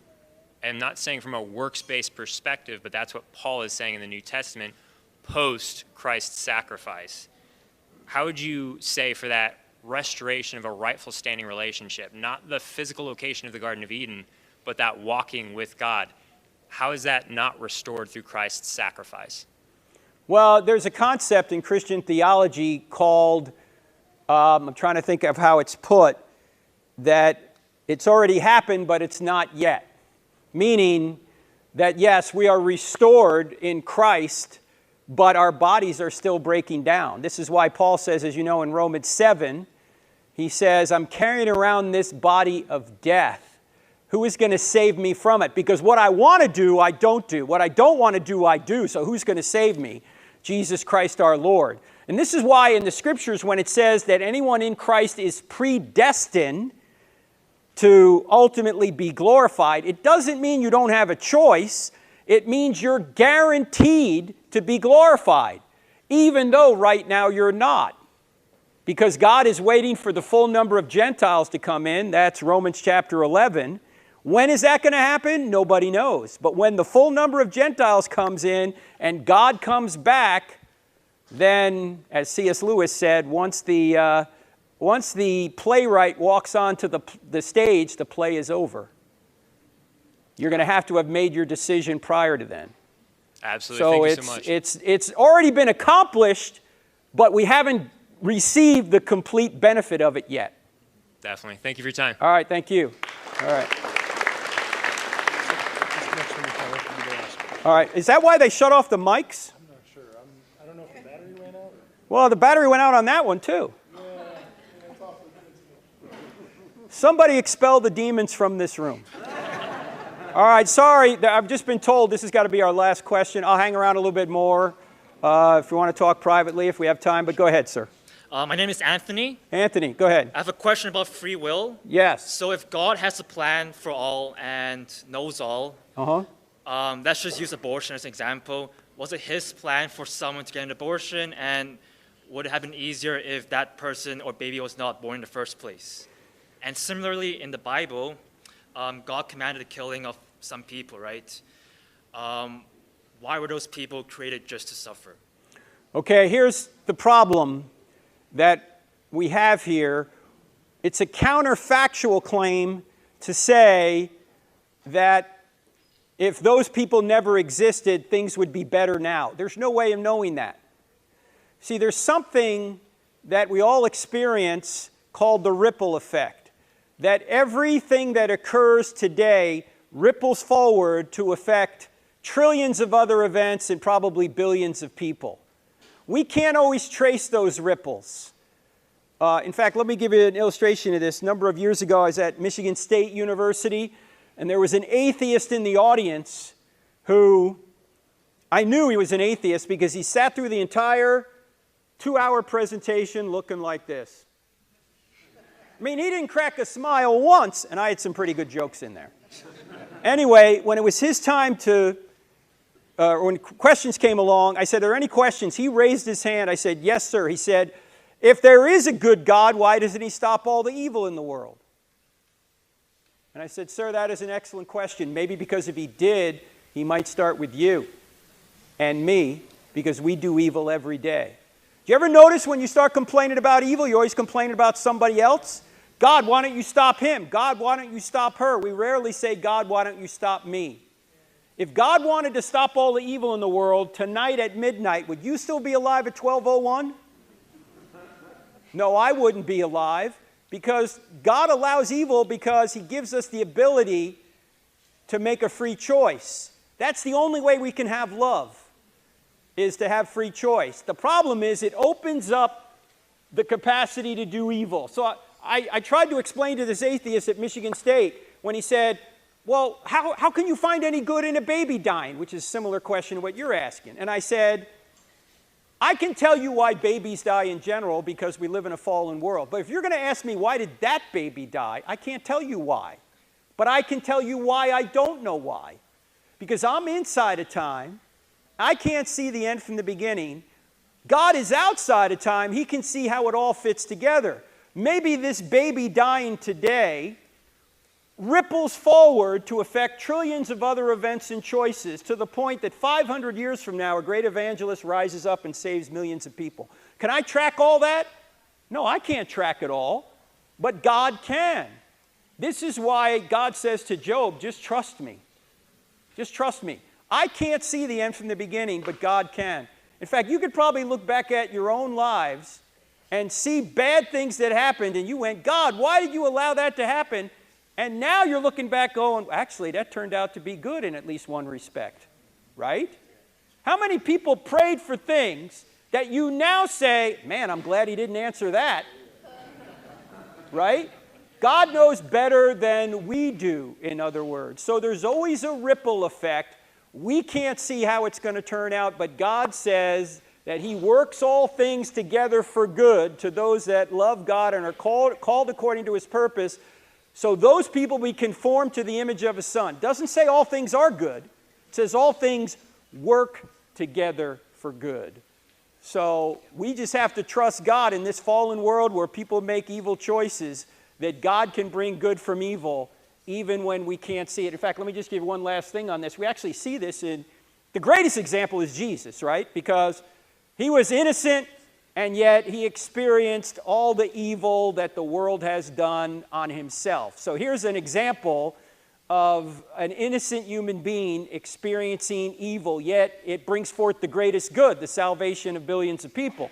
But even on a smaller scale, in the Old Testament, Joseph sold into slavery and by his brothers, who later leave Israel because there's a famine. Thankfully, Joseph, after going through a lot of difficulty, is in a position of power. He's put a bunch of grain aside. And when his family comes, Joseph's in a position to take care of them. But what does he do when he sees them the first time and he recognizes them? He says to them, you dirty rats, you're going to pay for what you did to me. No, he doesn't say that. What does he say? He says, what you meant for evil, God meant for good, the saving of many lives. And so a lot of people have a lot of evil and have done a lot of evil, including ourselves. But God can bring good from even our evil choices. God can draw a straight line with a crooked stick. And we're all crooked sticks. So when I don't know the ultimate answer, I know God does know the ultimate answer, and I just trust in him. Does that make sense? Yeah, makes sense. Thanks, sir. All right, thanks, folks.